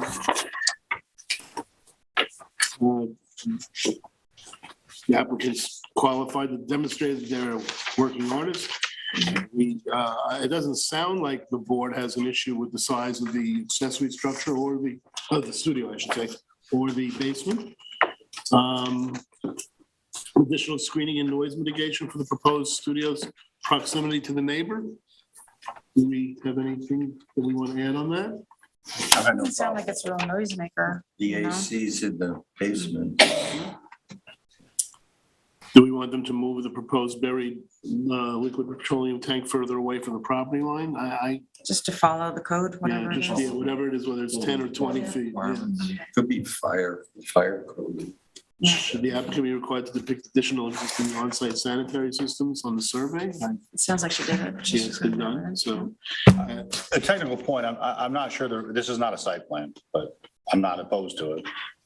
No, well, we brush up against site plan on these artists. We try, yeah. Applications. Brushed up. Yeah. One other point about that is that, there are, going through this myself for a client, there are requirements for the county Department of Health has, which I'm sure you're aware of, distances between wells, sanitary systems, and propane tanks. Yes. There's a triangulation that's a little complicated. So Yes, sir. just wanted to make note of that. We have a question. Has it been determined the existing one-story studio on the survey is in fact the previously approved existing one-story frame garage? And I think that's been addressed by the applicant. I think that's right. So we can go on. All right. There you have it. Well, so does this survey, do we need to say, does it say one-story garage to be removed on the survey? It does. It does, okay. Has half. right, very well. I will say, just because this is the initial evaluation, we didn't get quite that far in the analysis, but it sounds like, all the key questions have been addressed. You're not requiring additional information to demonstrate that they're an artist. You're okay with the size. The application then would be complete and ready for a public hearing if you also. At this point? What else would you need? Yeah, I guess, all right, well. I don't need anything. Well, expedition. That's good. Is the applicant, if anyone has any objection, without objection, is anyone, do we all agree that the application is complete, ready to be scheduled for a public hearing? Yes. Yes. Lou, Yeah, we're ready. you ready? No, talk about one-stop shop. All right, you got it. See you. Well, Eric, we'll get it up for the next meeting? Yeah, All right. there'll be a resolution to schedule it, and then the meeting would be 3 weeks later or whatever All meeting right, great. thereafter. Well, moving right along, we have 2 urban renewal map issues, both of which are on Will. The first one is the application of Murphy. Is the applicant here on that? You here stuff for that? Thank you. Okay. Will, go ahead.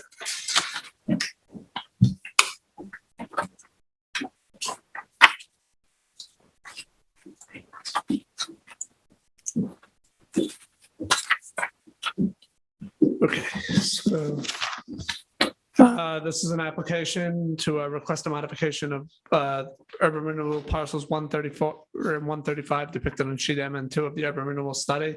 So as to modify the access for parcel 135, the highlighted parcel you see on the aerial there is parcel 135. Parcel 134 is the one directly to the north of it. The applicant has attached a survey illustrating the reason for the request, asking that the old file map to be modified in order to rectify an access issue on parcel 135. The parcel, as you can see, fronts along South Flag Street, which is an unopened wooded right-of-way with an existing freshwater wetland.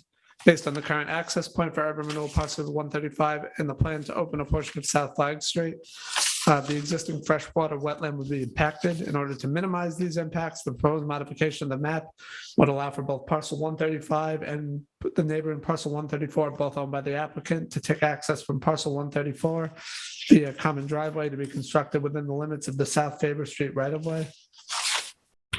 Given that it is currently impossible to access parcel 135 from South Flag Street due to the unopened wooded right-of-way and potential freshwater wetland impacts, and that the proposed common driveway would still be within the limits of the South Faber Street right-of-way, the planning department advises the planning board recommend this application to the town board for approval. Does the applicant wish to add anything?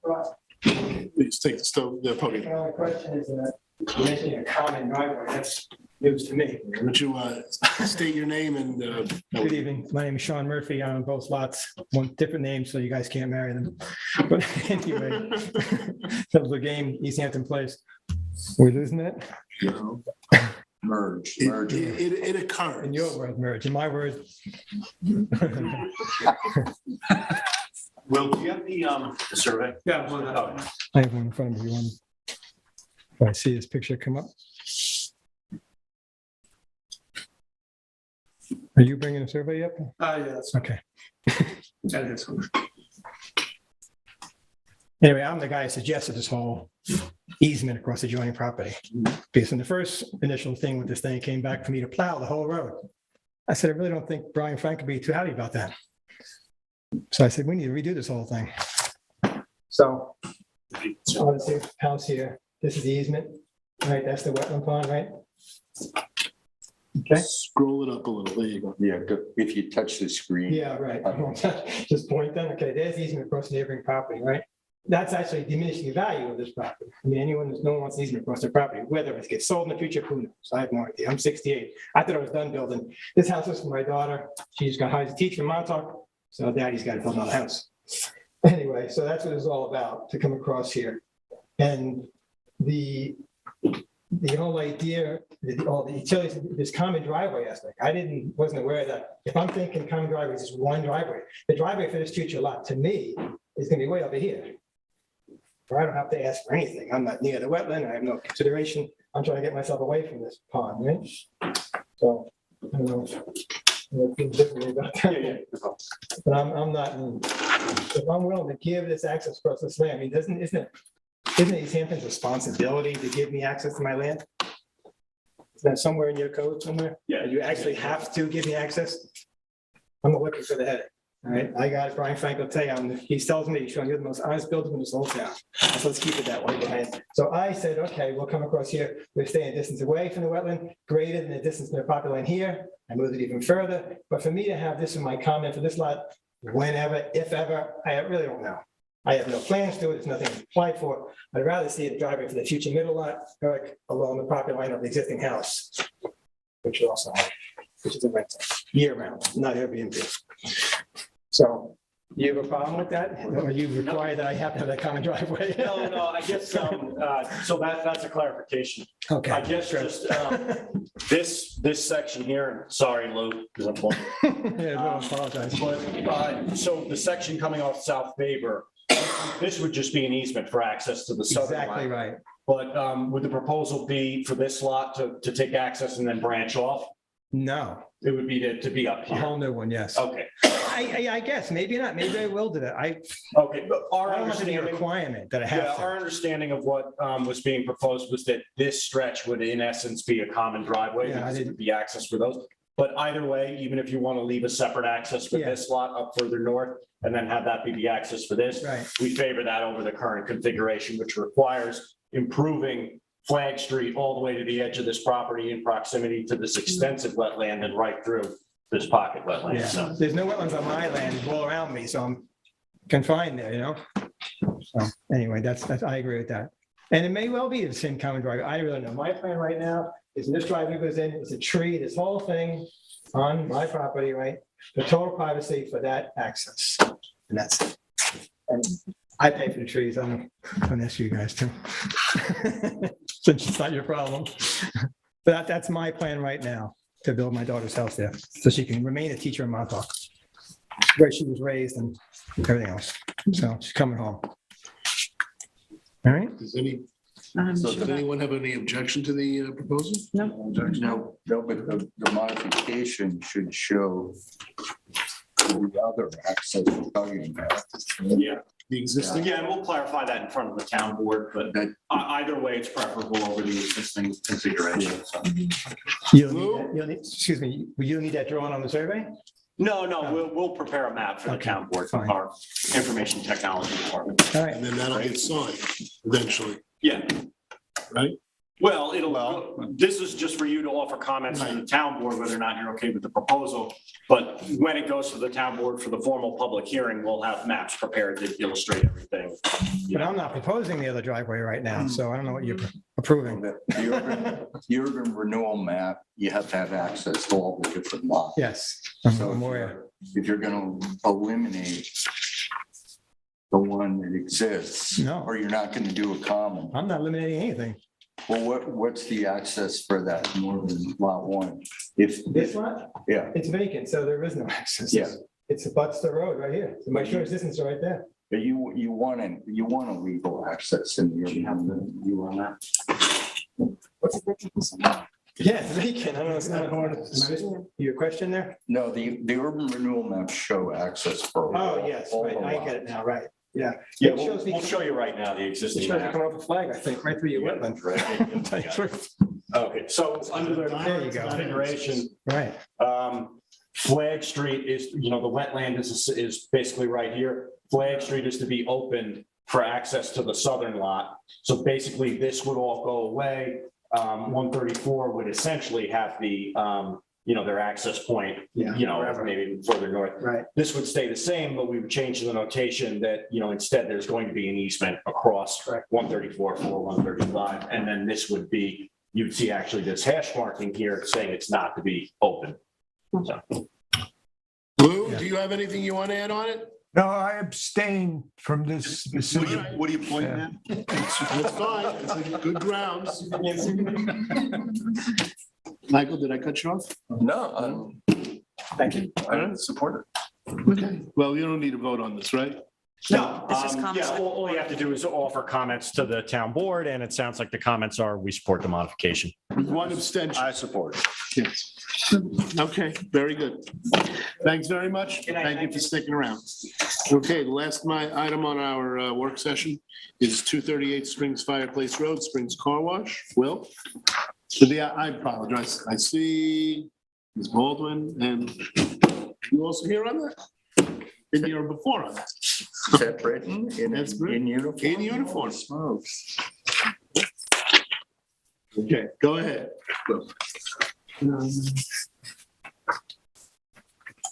One second, I'm trying to pull up the GIS again.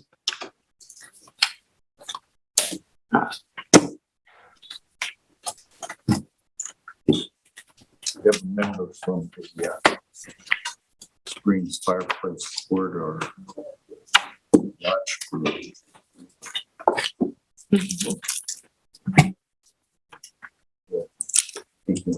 Yes. It's not an application technically, but I'm not going to say no if somebody wants to speak.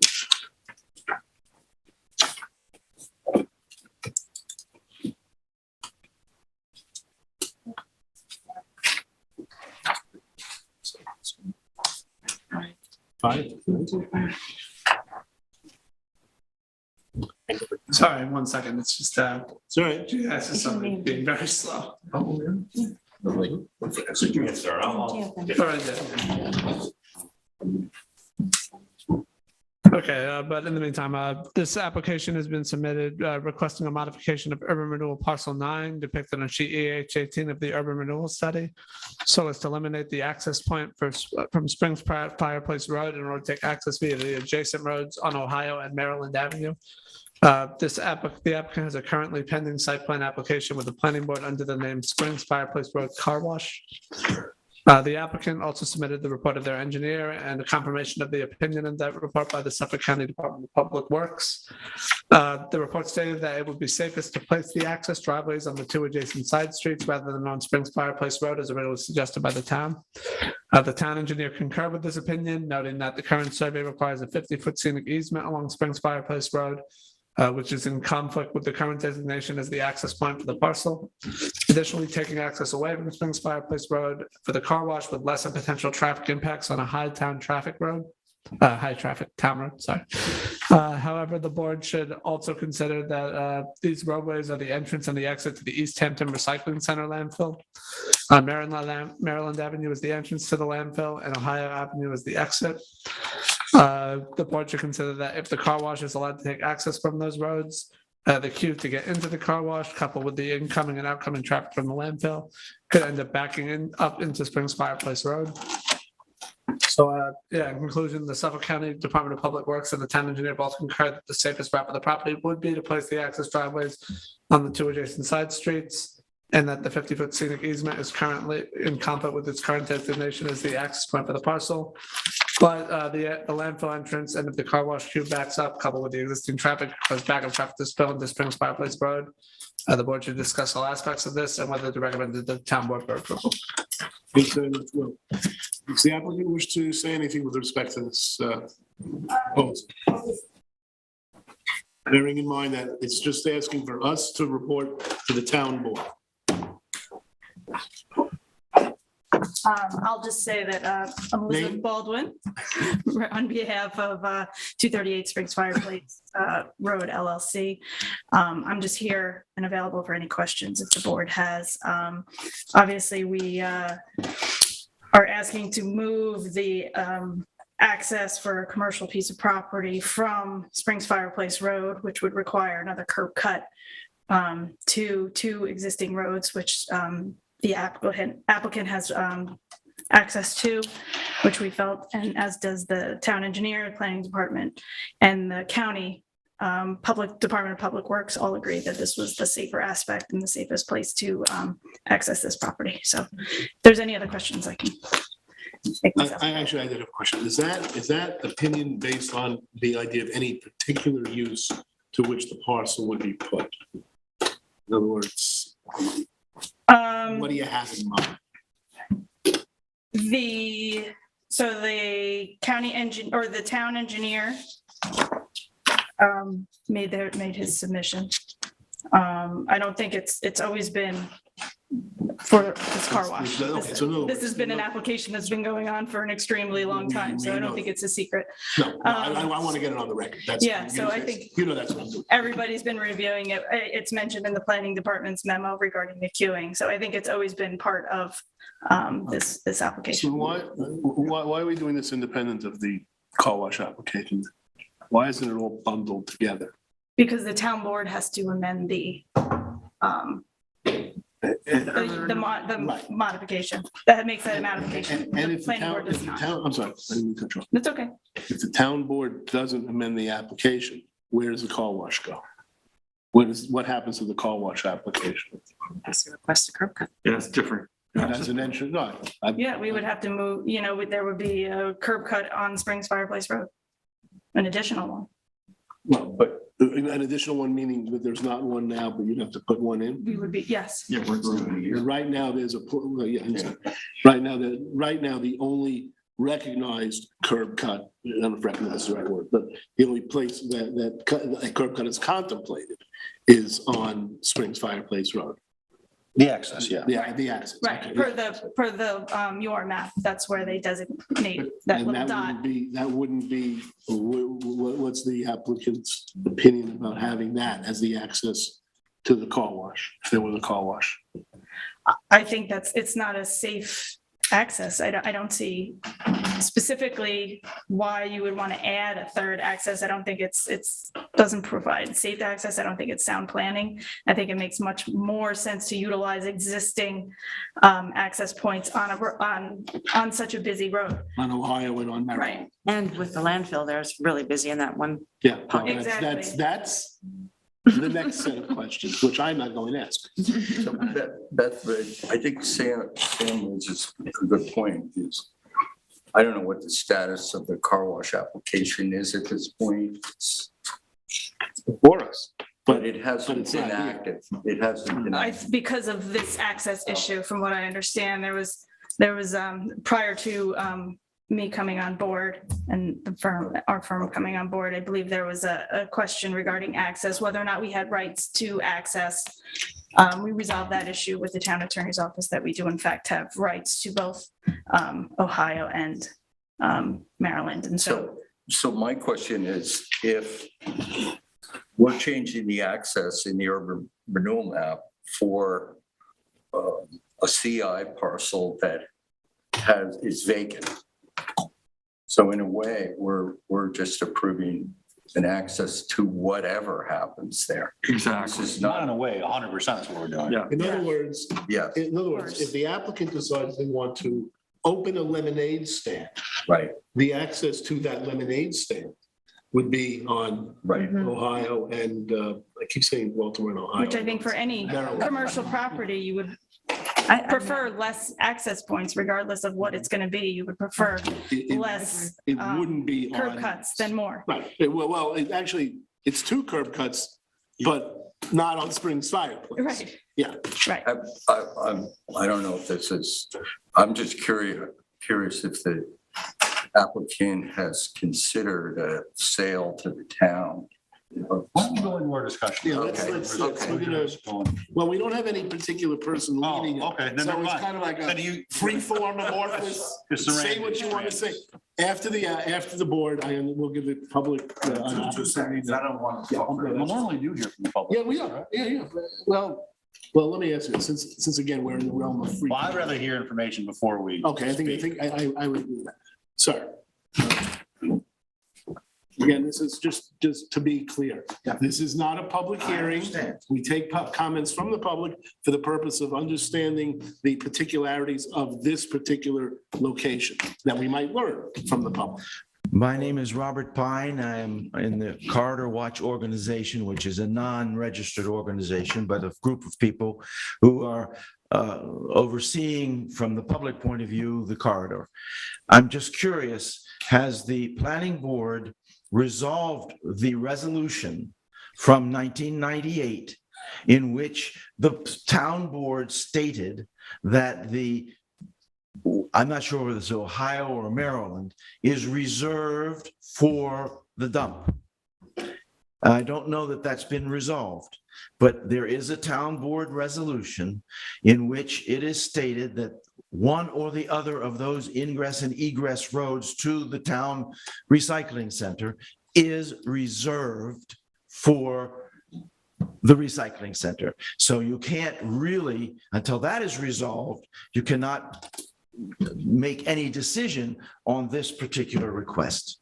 Well, ultimately, it's the town board that will decide on it, and so you should go and say that piece to them. Yeah, let me go ahead, finish. We're just giving planning advice as to where the appropriate access. If there's a legal impediment, applicant implies they've cleared that up, but you should say this to the town board. Otherwise, we'd have to try to relay your message, which is. Well, I'll do that, but I just wanted to be sure to state that to you so that you are aware of it. I've brought it up in the past. Let me just ask counsel, when this matter goes to the town board, is there a public hearing? An opportunity? I believe so. Absolutely. I wanted to get that on the record. All right, so Mr. Pine, at the time of the public hearing, which will be in the town board, not before us, you might want to raise that issue if you want. Ms. Baldwin, want to respond to that?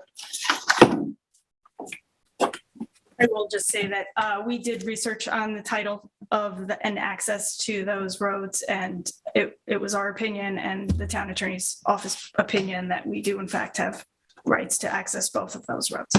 So. Now we can continue in our amorphous discussion. To you. I understand that there's a lot of strong feelings about this, but from a planning point of view, and we have a lot going on there with the landfill and the buses, education, the school district buses, and the highway department. So just purely from a planning perspective, I would see this as a good town acquisition. And, it's obviously a voluntary thing unless they decide to use eminent domain, but I don't know if the applicant is willing to engage in that discussion with the town. I kind of looked at that as the concluding part of the conversation, because it seems to me that's so obviously the right thing to do. But let's continue on the planning issue. I have a question. So I think I heard one of the concerns I heard for not having it on Springs Fireplace Road is that if you have a lemonade stand or whatever, a potential backup. Well, I think 85% of the town goes to this dump, and there's always traffic coming in and out of Maryland, and we're coming in Maryland and out on I keep doing it. Maryland and Ohio. So I'm not sure what, and they've already said too that they have the legal means to access these 2 points. No, they want that. You see, right now. They want that. So I'm like, we're here to say yay or nay. 100% of the We're application. going to just give our viewpoint to the plan. Urban renewal, they have to show an access. The current access is off Springs Fireplace. They're saying we want to remove that access and have these 2 new proposed access. Okay.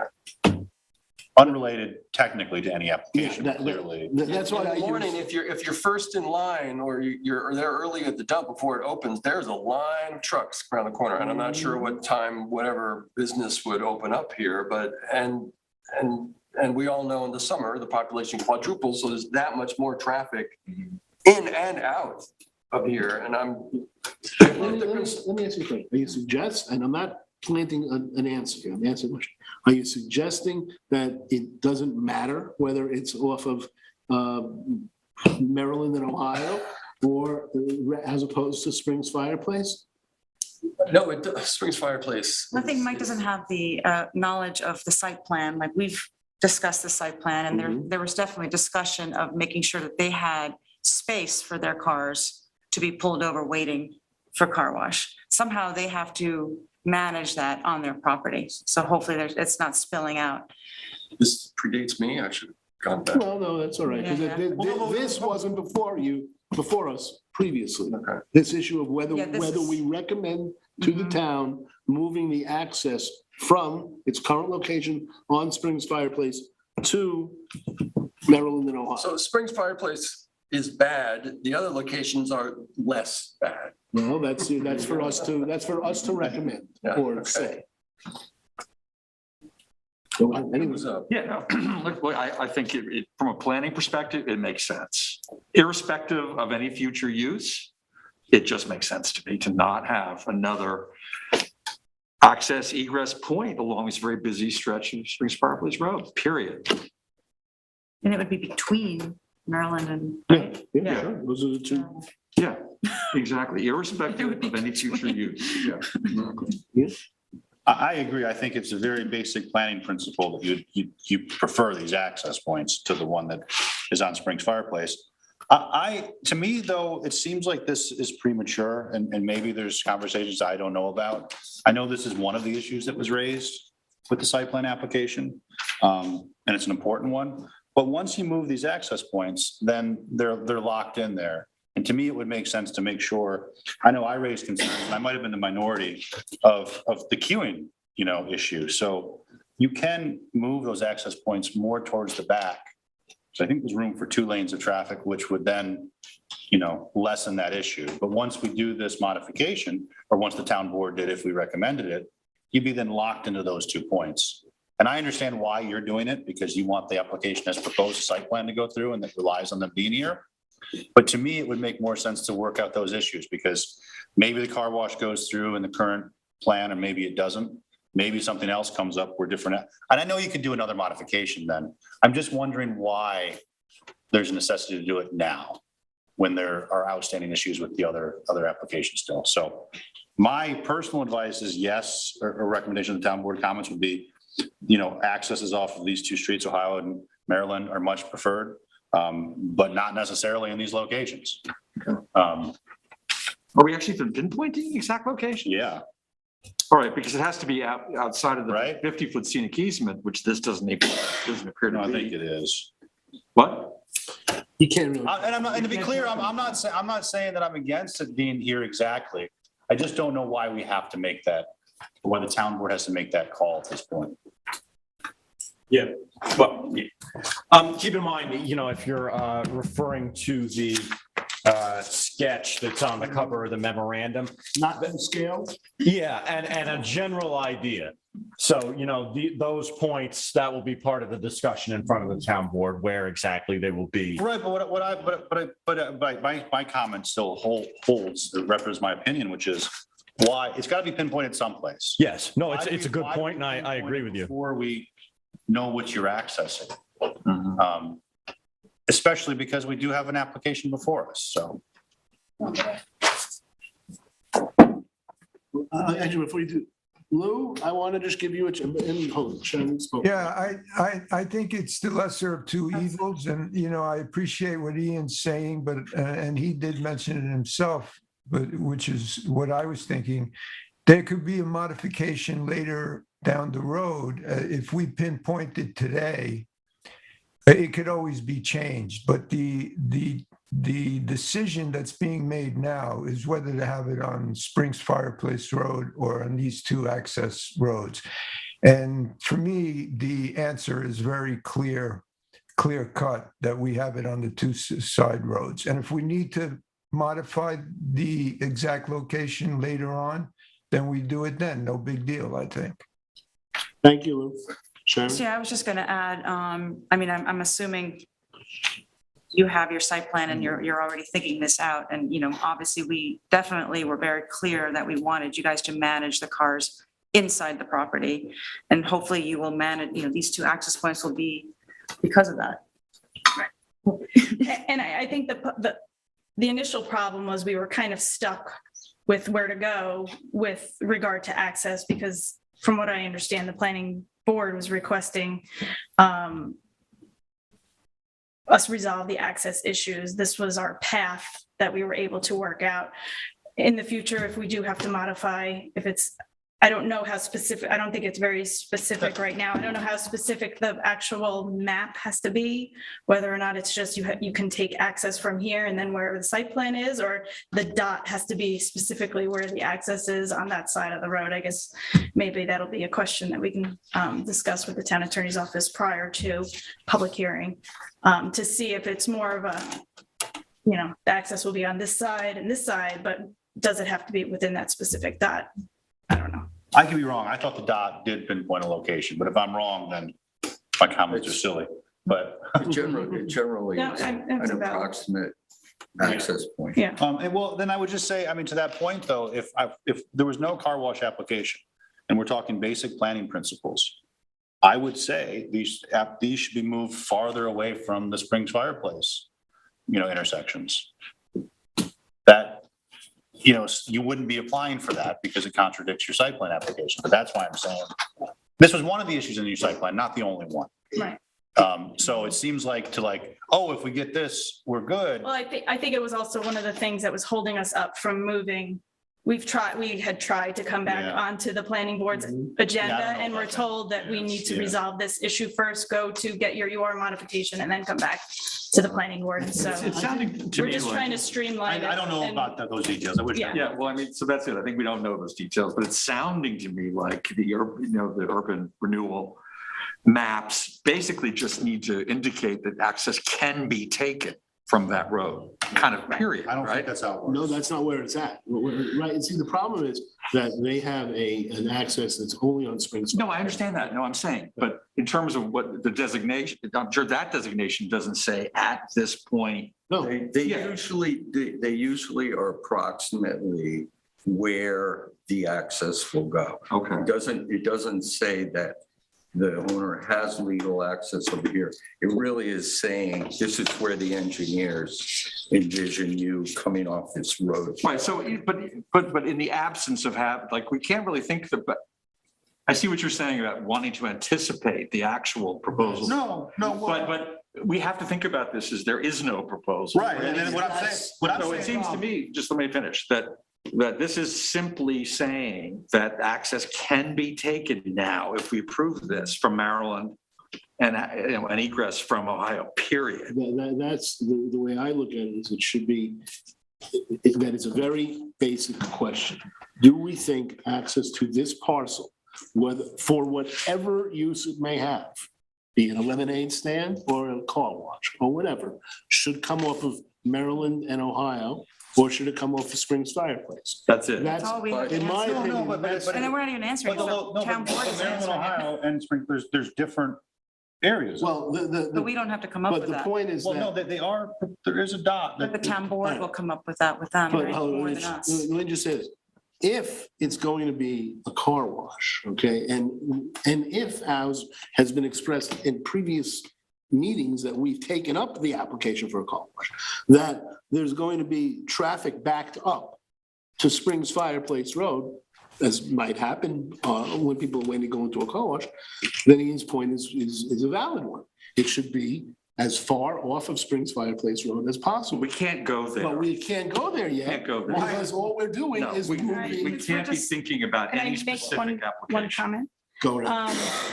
I think the modification that maybe we're looking at is removing that one dot Mhm. from where it's currently located. That's the modification. You don't have to put back two more dots. But then the planning board has the ability during the site plan process to finalize where the egresses and ingresses should be on the site plan. And the modification, you're not required to have that. And keep in mind, this is a commercial lot. Most commercials lot are not included in this old map study. So it's not an issue for other properties. There's very few. I think we've figured out there's 3 more left that may or may not have this issue. And one of them's owned by the town, I think. So this is just more, the modification is removing the dot and not locking the planning board into that access. It's opening you up to have more freedom to figure out where your access should be. Depending on some ultimate. Just plan. to humor me. This doesn't mean that we can say, take away the access and don't put in any other access though. No, Does it? No. I didn't think so. It's not, Yeah, I it's, know, the modification I is know. restricting you to say that the access has to be there. We're changing that. But to, you're just saying we have somewhere access on- rights on those roads. So then we can work out. Yeah, that makes. Well, I'm not sure about the legal, like that. I'm not sure about the legalities of it. All I know is the last application, we were talking pretty specifically about where the dot goes, and that's the way we've always talked about these things. So, Yeah. maybe that's just, Well, in general, too, I would say you don't have two dots on an urban. yeah, I think that makes You sense. have one. And so that would be unusual to, for the first Pick time. Maryland or Ohio, is that what you're Yeah, saying? if you're doing a Well, you can't, 'cause they're typical one-way streets. the one-way roads. Well, Also, you can only go in, but you can't go. Yeah, out. they're one. no, Isn't no, that like Hotel California? Hotel California. I also want to clarify, I'm not It's gotta saying, be circular. well, it has to be circular on site then. Yeah. I'm not saying that the car wash application is the problem, and that's going to create a line. I'm saying the same general planning principle that tells you access shouldn't be from Springs Fireplace would also tell you that the access off of Maryland, Ohio should be farther from the intersection of Springs Fireplace and Maryland, Ohio. I would suggest that we need our council to kind of tell us what the standards are for locating access points on urban renewal maps in the absence of a specific application. I think we're having a discussion we don't need to be having if it's as general Well, as I suspect. Actually, I agree with you. And I think that the thing is that we only need to say, and this is the council, that we support removing the access from Springs Fireplace and replacing it with an access on Maryland and That's all we Ohio. have to say. Or Ohio. Yeah, that's a different. Well, You're I don't- complicating. Well, unless the town. Andy, I'm not saying no. No other urban renewal parcel has two dots. Why would we create a two Are dot? they all on two-way streets? Unless the, Yeah, I mean, if it's a one-way, you have to come in Well, one I'm way, you just can't go out telling the same you, way. the fact is that the engineers did not put two dots on any other parcel. So it's a good thing for, no, you're right, Randy, but Council to I still think that the only way you can move it off of Springs Fireplace onto two one-way streets is to have two dots. Otherwise, Yeah. you go to the car wash and then you stay at the dump. Let me throw. And then you can't get out. Let me throw another monkey wrench. in Well, this. No. yeah, Let me throw another one. What if you can't do the movement of the access from Springs Fireplace to the two places, and you can only do it to one street? Now, you're saying that there is no other urban renewal, but that's to your knowledge, But the town- and Yeah, that I may think I'm require right. count. Well, okay, but I mean, I would rely on council to it tell would us be a that. departure from. I know, but everybody wants, we don't want to encourage access from Springs Fireplace, right? No. No, but the question is, if you can't, if it, look, It may be that I'm this assuming that parcel Randy's right. Is too constrained for what they want to do. It's not a matter of constraint, it's a matter of that, again, and this is, you're raising the issue, okay? I never thought of it before. But if in fact, there's something in the urban renewal parcel law, using that word loosely, that says that there can only be one access per urban renewal lot. And that access can't be, as Sharon's pointed out, you're either coming in or you're going out. If it can't be on a one-way street, then maybe it has to be on Springs Fireplace. But that will take place when the town goes in front of the town board. We're gonna make our recommendations that we prefer it to be this way, but then they've got to figure out with the legalities with their lawyers, whether this can happen or Only if it not. can be done Right, so on Yeah. to. I mean, Is but that true, all we're Nancy? doing. Should we just, She's gonna have to research that. Yeah, I'll have to look into I'll it be- further, This but is it this is really, not our that will decision. be, This is not our decision, no way you- right? We're just making a recommendation. yeah. If- It's not our decision. No, it's not our decision, but the Right. point is, we may be making a recommendation that's untenable.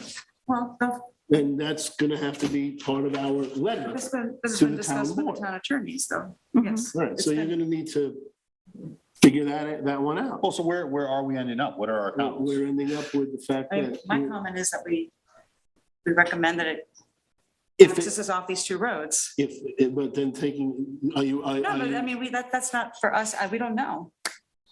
We don't know. Leave it to the town board to figure it out? Yes. So two access points, I agree with that, because I think it's good planning, whether it's whether it's legal or not is. I up to think them. they have their own counsel. They've talked to lawyers. But We're just making the recommendation. My issue though is if we say it generally, Yeah. The town board will say, no, this is not. Either or both are better than, it's sort of what Michael said. I agree. My concern though is I could be wrong about this, but yes, once they have it, and any application that comes before us, one before us now or another one, they say, here's our legal access and we have no recourse. Yeah, but Well, that's they can make another modification. clarified by council. But they That's can what needs also- clarified. So are we gonna have another meeting about it? Or if it's the road. When Yeah, they come back We to shouldn't us have another meeting. with, about it. no, when they come back to us with their site plan and they show access off of Maryland or Ohio that's too close, in our view, to Springs Fireplace Road, then we'll say at that point, move it. Well, not in fact, if there's a map that indicates where their legal access is, Well, maybe that's not the case. that's- So that's We're not what doing that. clarity They're doing we that. need from them. So we're not gonna prepare comments tonight. We're not. No. Oh, In my we're view, not? we're not. Why So not?